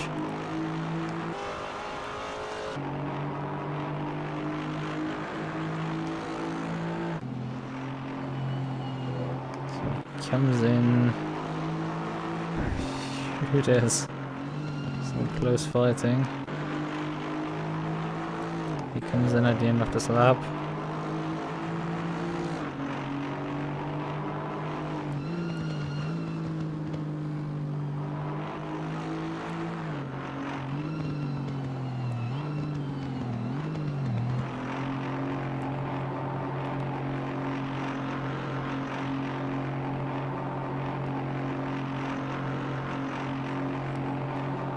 He seems upset.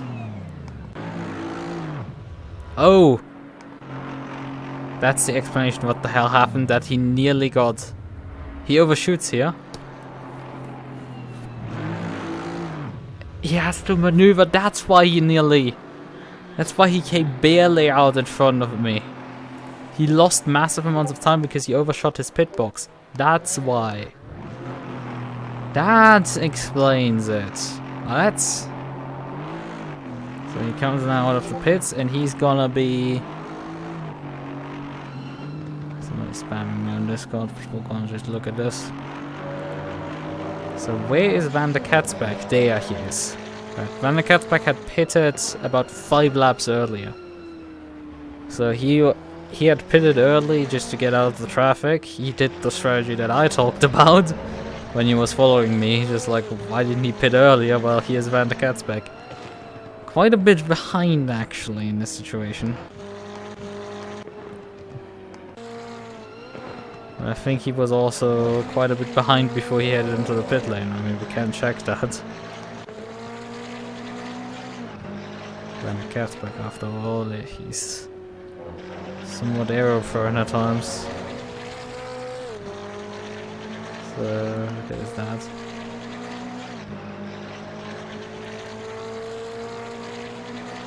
So, here's the pit exit. I'm there. Yeah, I'm hugging the inside and it's just... I don't know what happened there.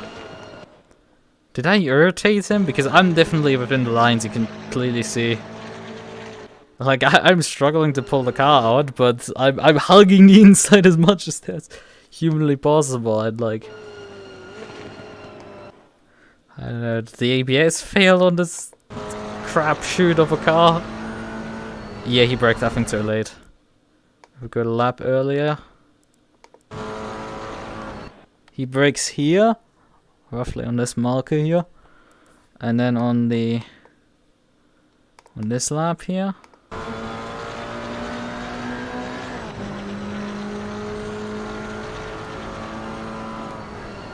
Yeah, he broke too late. That's the issue here. He missed his braking marker because I was coming out of the pits. I mean, good because I was feeling worried that I drove him off the road there. Right, he just saw me coming out and just missed his braking marker due to that. Honestly, if he hadn't messed up the braking marker, that would have gotten interesting because I think we would have gone side by side with him ahead through this corner here. But he obviously then ate a bunch of gravel and then that cost him a lot of time, so that's...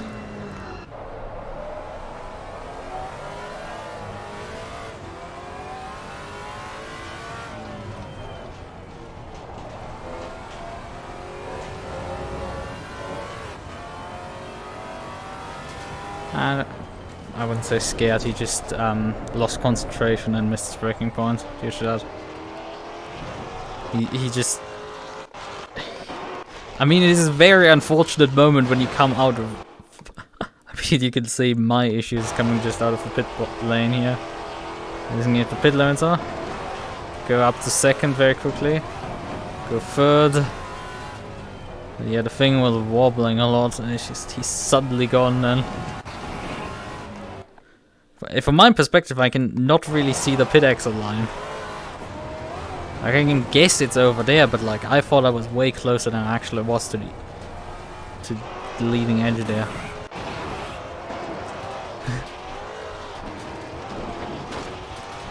And there he comes by, and there he just carries too much momentum into the corner. Right. So that was that. Basically, the rest of the race went very formulaic. Nothing major happened.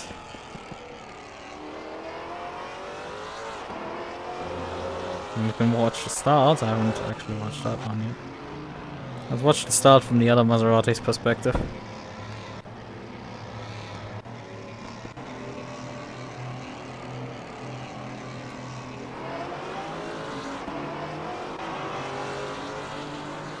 And then we can check out what happens on Discord.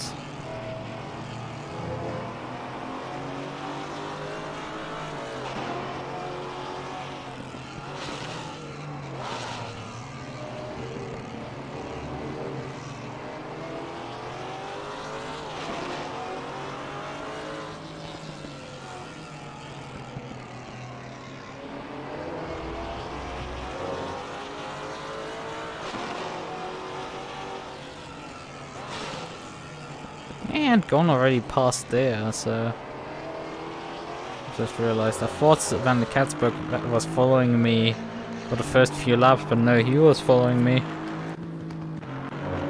Because this about 1 second gap also stayed like this for... Actually, the gap even expanded at times up. But stayed like this for minutes at a time. For the first like 5 laps at minimum. I was able to stay in touch with the guys in front. You see me right there behind the Porsche. He's a bit under pressure by the Van der Katzberg. And that's me starting to drop back. Yeah. And then on lap 7 he's right behind me. So that's fine.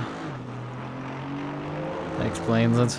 Yeah, for the first 5 laps I was definitely going matching or faster than him. I mean, I could watch the entire... Okay, he's actually getting under pressure there. Which doesn't help when you have to defend. And when we're talking about thousands of a second mattering for the pace here at the front of this field, it's...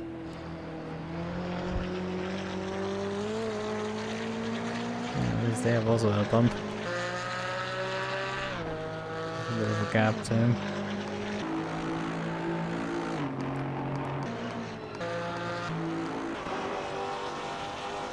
Got to spread out in the lower parts here for lap 2 quite a bit already.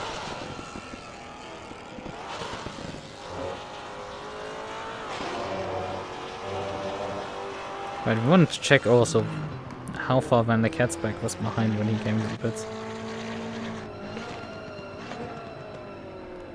This is how he was about a second or so behind. us fighting. And that was when he attempted an overtake and didn't get by.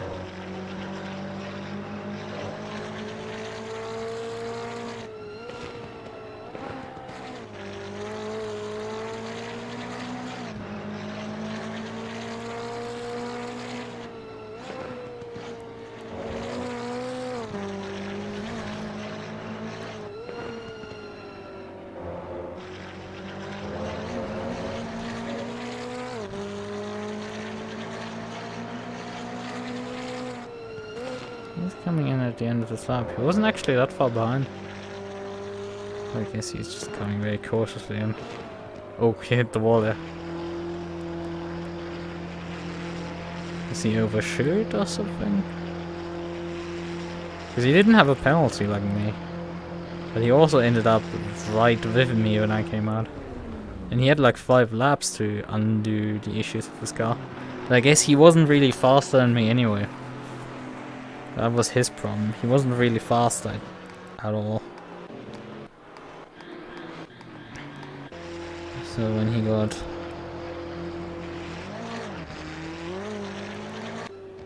And then he could have gotten also stuck in some traffic. Oh yeah. This is me immediately finding something. So what happened there? Not this corner, I guess it's the next one.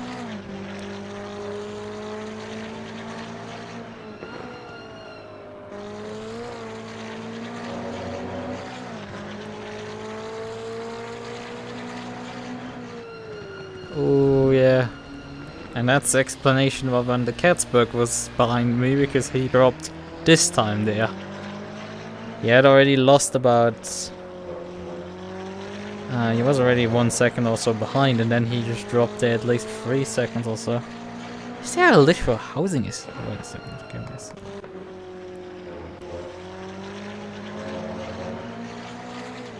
There's a housing estate right next to the racetrack. I never knew. Didn't think that was the case. Well, I mean, I guess the days are numbered for the circuit, basically. It's, you know, people building houses right next to racetracks and airports and then wondering what... and highways, actually. And then wondering why it's noisy. And then protesting that noise, and then everything else has to be moved. Actually, they also protest industrial areas, and they're just like... no. Safety horns on in industrial areas, and it's just... great, you guys are absolutely not particularly smart. Although in those aspects they actually just got thrown out. Right. Okay then. We have some driving to do actually still. But first we're gonna check out who the hell spammed my Discord inbox.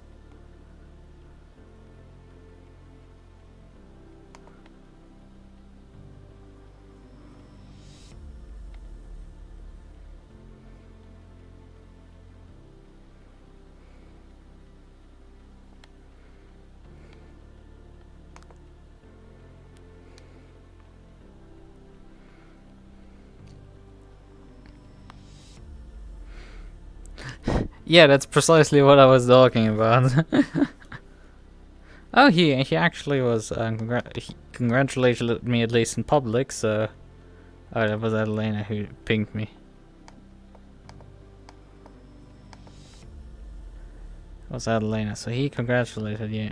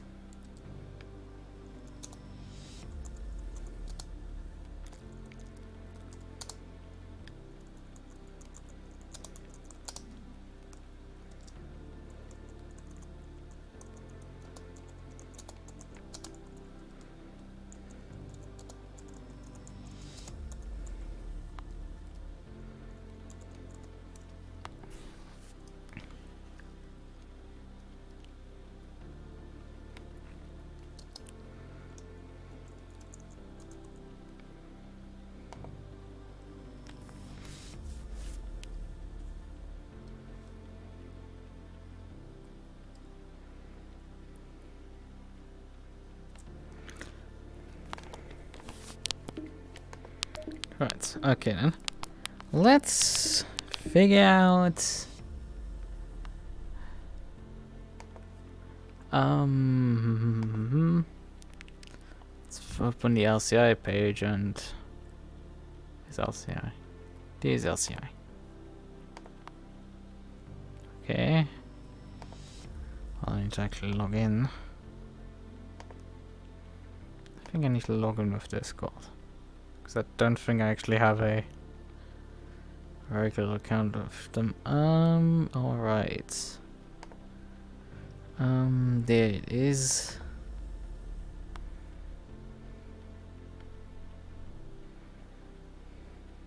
Test password. So, right, Pro Qualy standings. How is it looking here? 2 minutes 09:45 by someone. Holy hell! I think what I looked up is that I can do 2-minute 11s. Is like my peak lap time of all time on LFM. And we need to do consecutive 5 laps stints, so that's fun. Yeah, it's consecutive 5 laps for Pro Qualy. That's fun. Like, anything sub 212 right now places you in the top 15. The 24 guys have put on in any laps. That gives an idea of how fast these people again are. Just, it's such a fucking pain in the ass driving against such fast people. Okay, so the server doesn't exist. Because you claim that the server exists under this name. Information. Yeah, that's the name. Why do you not find it then? What is this? Active server. Let's just search for LCI, I guess. Maybe it's listed then. Because it's not listed on LCI ACC. Just the name that they technically. Okay, yeah, right. LCI is too short.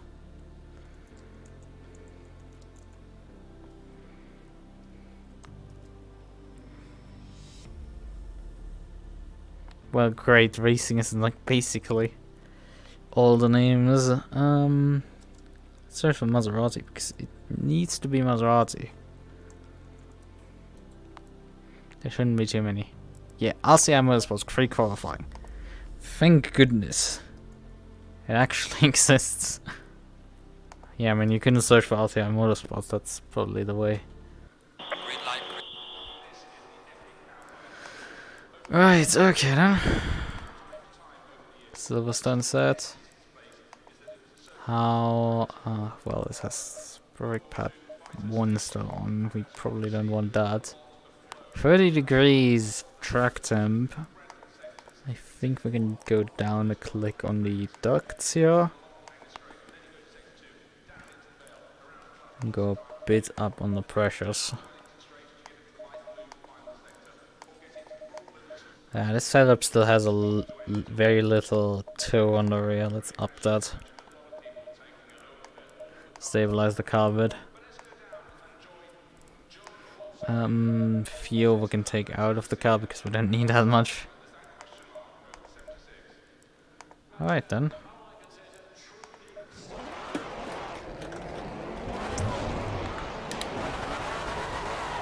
Okay, we actually have full speed back. Stay clear of the curbs. Despite me having escaped earlier.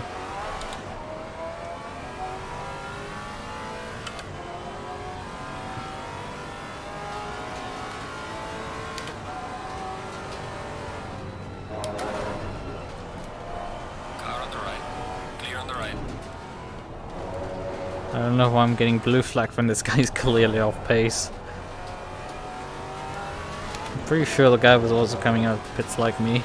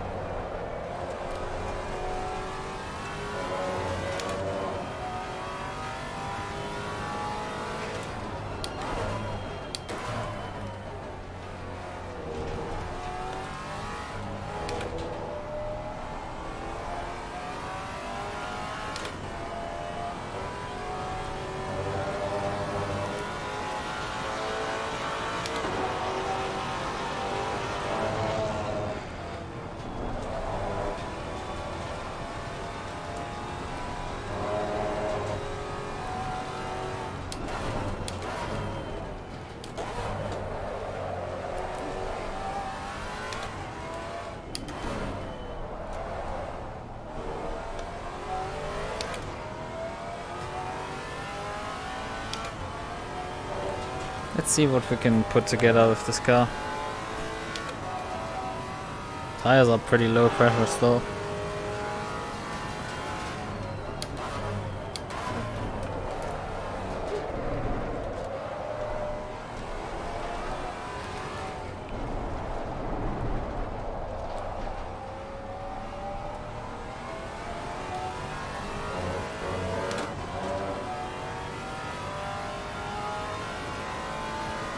Definitely want to get into the 11s at least on peak. Let's see what we can do.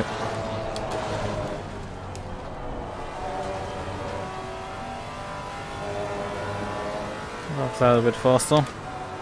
So tires completely not up to pressure. I don't know for what temperature settings this setup is made. Must have been for absolutely scorching heat. I mean, it's not cold here either in comparison to the brands or head trace. There we only at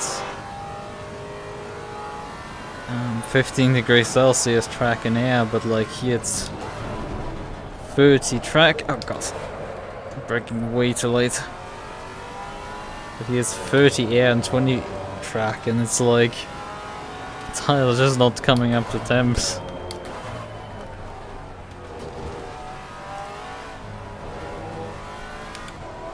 Despite closing the brake ducts and all the other things and upping the tire pressures, it just wasn't quite enough.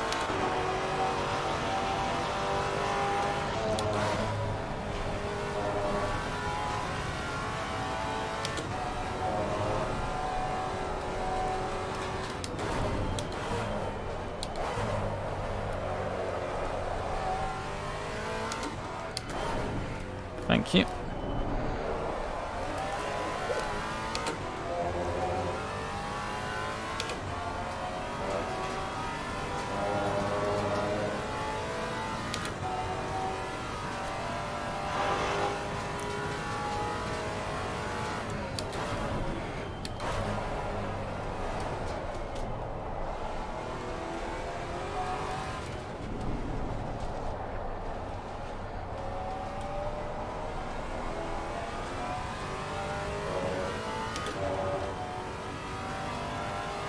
Nearly a full PSI on most tires, basically. So what's the time?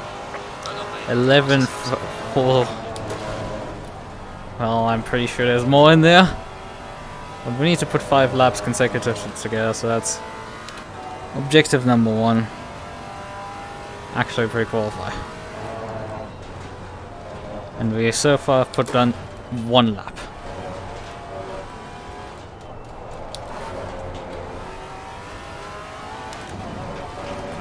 Ooh, it's a bit wide.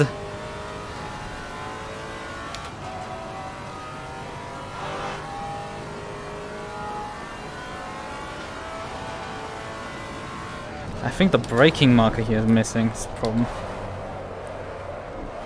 I'm missing a braking marker, I feel like, in that corner.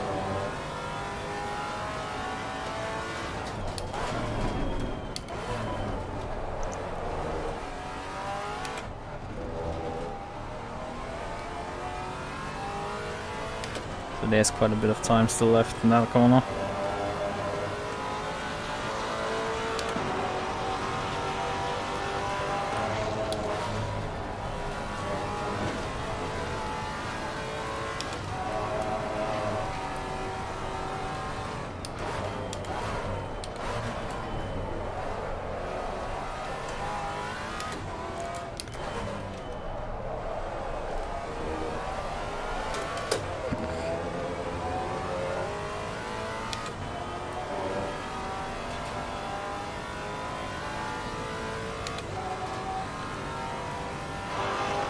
Yeah, tires are starting actually to get there.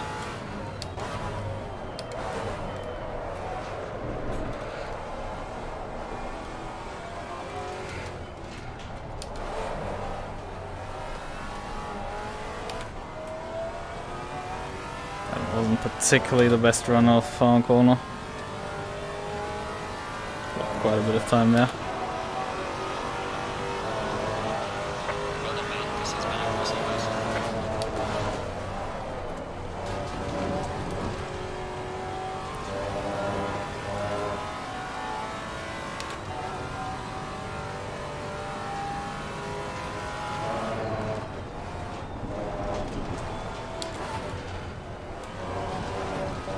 It's a bit much cut. Oh, that's how much sliding I'm doing. Yeah, this lap is very scuff.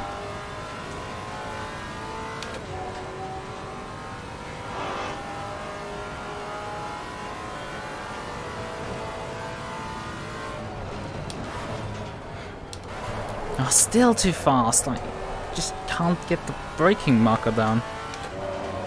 Looking point for this corner now.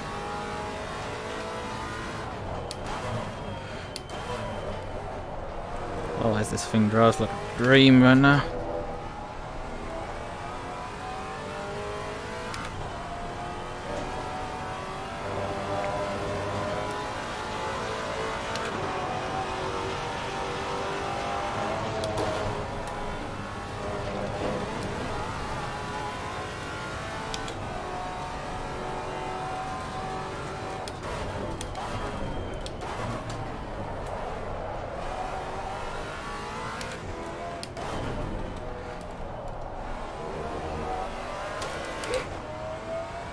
Yeah, still not a good exit.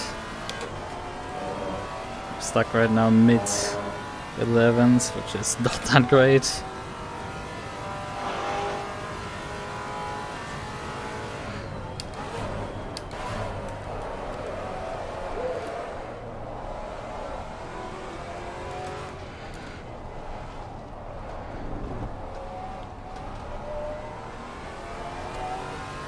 Still not gained the time back on this corner. That was the third lap. 2 more.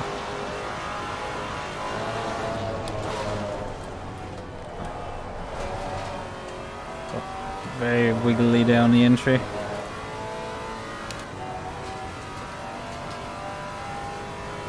Well, somebody has jumped me actually in terms of lap time.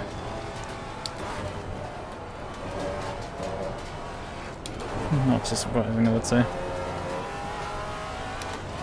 4 second, Jesus. That's the aliens, that's just... I mean, I think I can go a bit faster, but not that much faster. It's just not in there.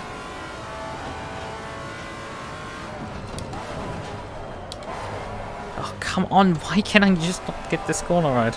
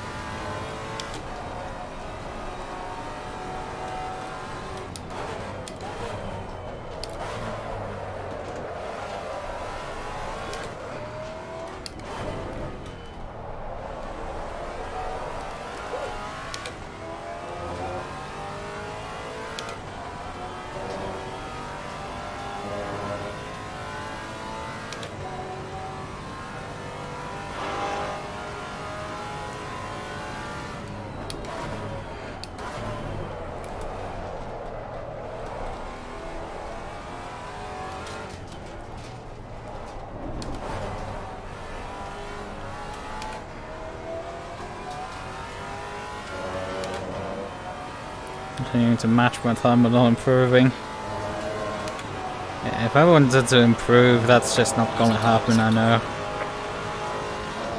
Right, 1 more lap.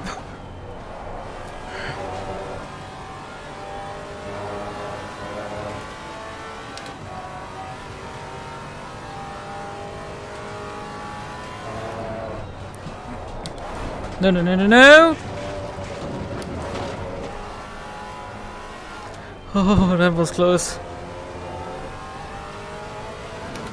And then messes obviously the lap time up badly.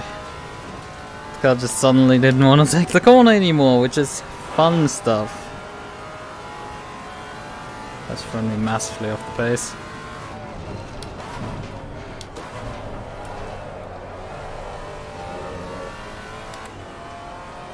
How much is the gain there with getting the corner right? About 4 tenths.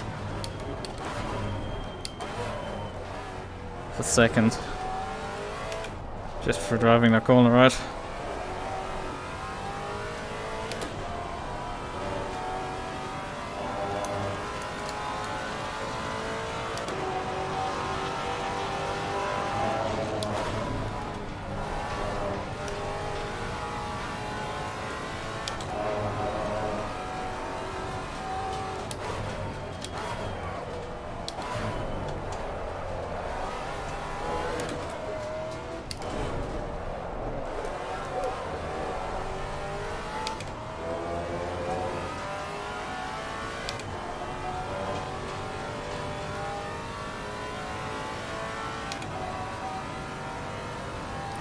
Tire pressure's all over the place a bit.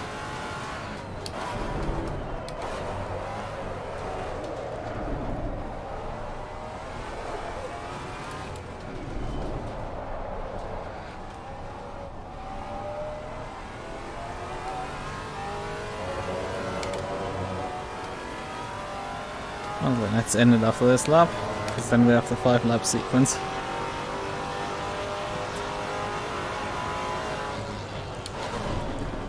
As I said, mid 11s. That's what I got stuck with. Hello, open the menu. Let's just double check the timetable. 1, 2, 3, 4, 5. 5 laps. Precisely. So, and then let's, I would say, fix the tire pressures a bit.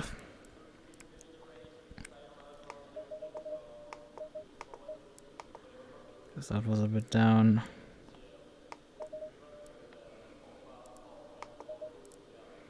I think I will just keep that one as is.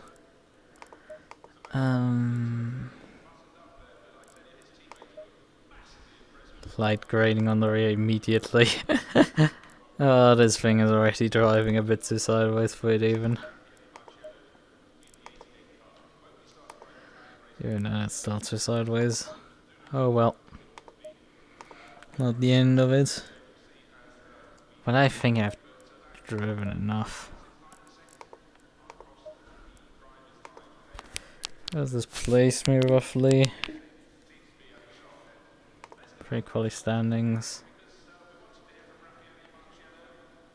Yeah, roughly in the top 15 somewhere.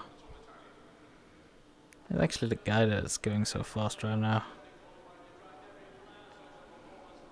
I don't think he's on the list.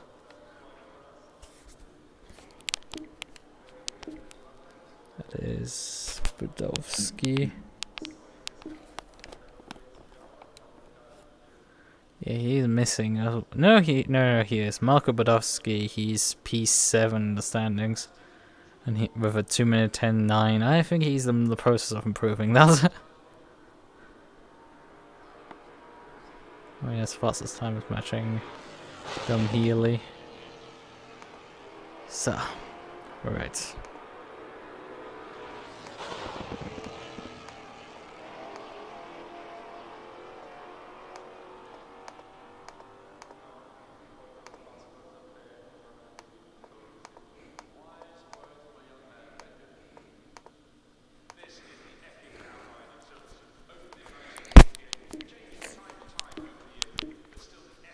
Alright.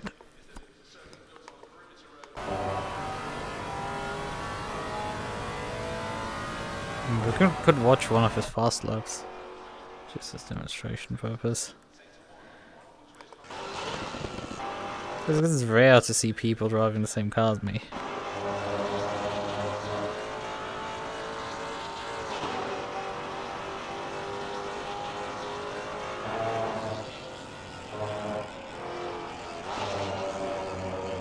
Down gears I think later than me. But he is in the same gear for this corner as me. Right there. Let's just watch him one, I think. Yeah, he's min-maxing every corner. Goes late down to third.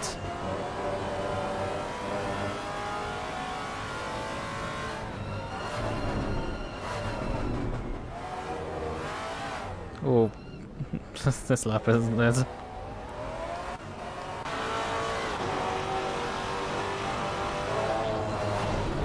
It's interesting that he got so much oversteer there. I mean, the car is a bit sensitive, but that he would just completely lose it like that.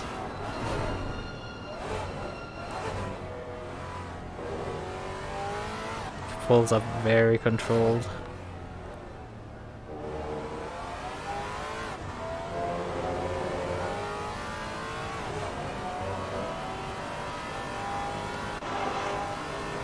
Driving is incredibly smooth.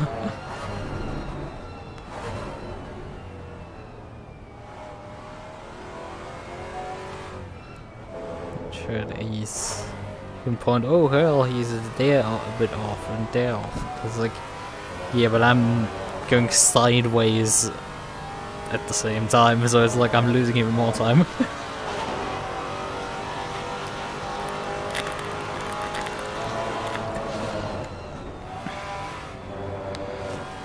Yeah, classic. I look at the replay and it's like, yeah, there's a lot of corner in this corner. Yes, the lines are made out of lines. Yeah, he's running the same gear down here. That's a bit early. Yeah, I think that's what he's noticing as well.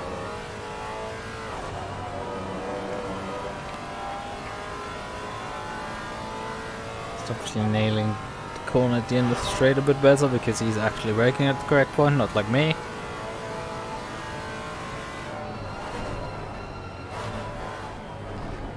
He's coming in here as well. That's could be driven faster. I mean, he's carrying a lot of speed out of the corner, which I only delivered on in my last run.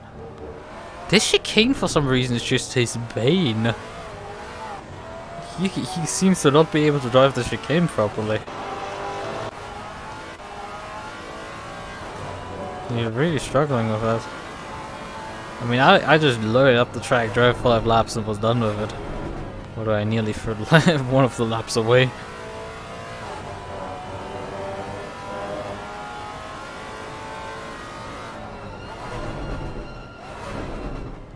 Yeah, that's more like it. But I feel like I drive that section actually better than him, which I find very interesting. Because everywhere else he's like, obviously he's a second about faster than me, so it's like, so it explains itself effectively.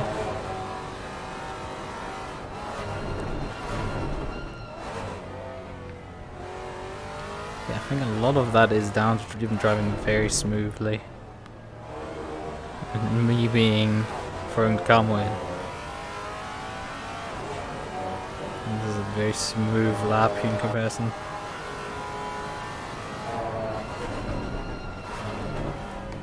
I mean, we could like compare this section here, for example.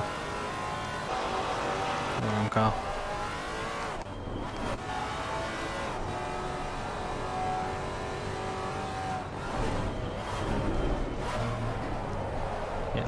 Look at it's just squeak, squeak, squeak, car sliding.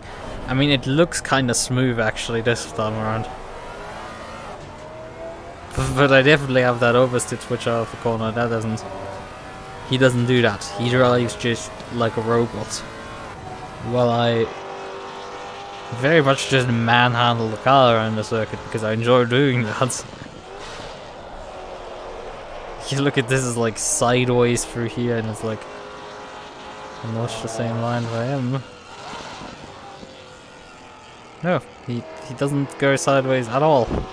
Not a bit. And that's kind of, I would say, the issue with ACC. It's not particularly fun driving a game that you get punished for driving any amount sideways. So yeah, whatever.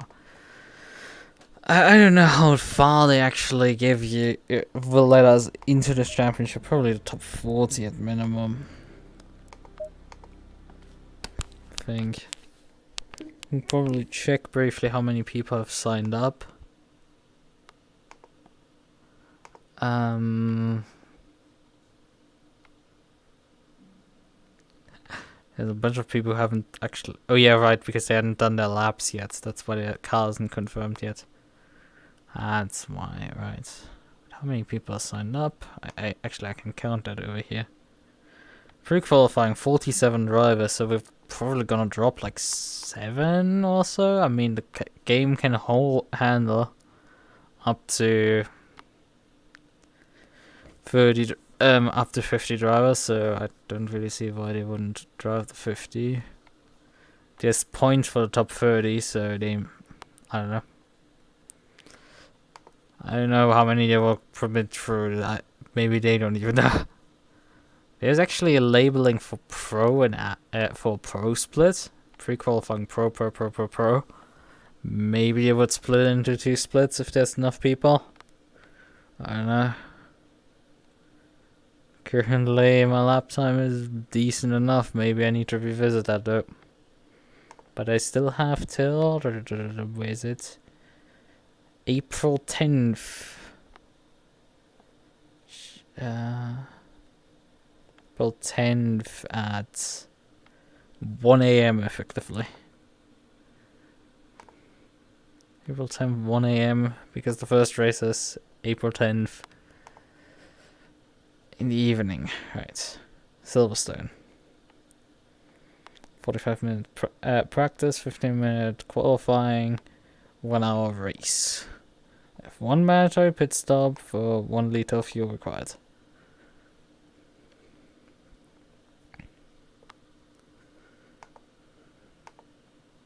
I need to also upload the delivery to them. That needs to be done as well.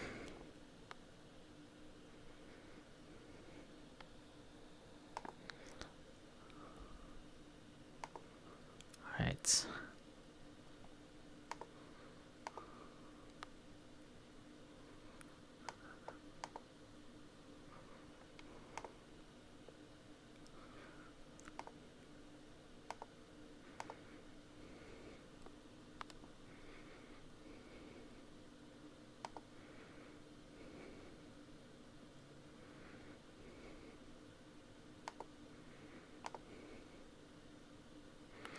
Right.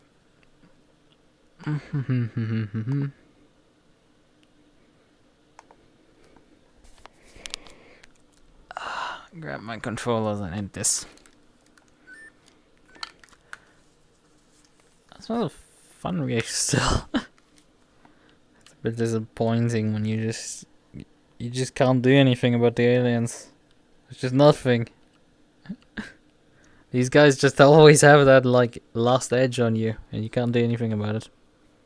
But yeah, was still fun enough, I would say. Maybe I'm back on Friday with some more Half-Life Alyx, attempting another one. It's not done, but I'm not busy like last week, so I can actually do something. Right. Okay then. Good night. Bye bye.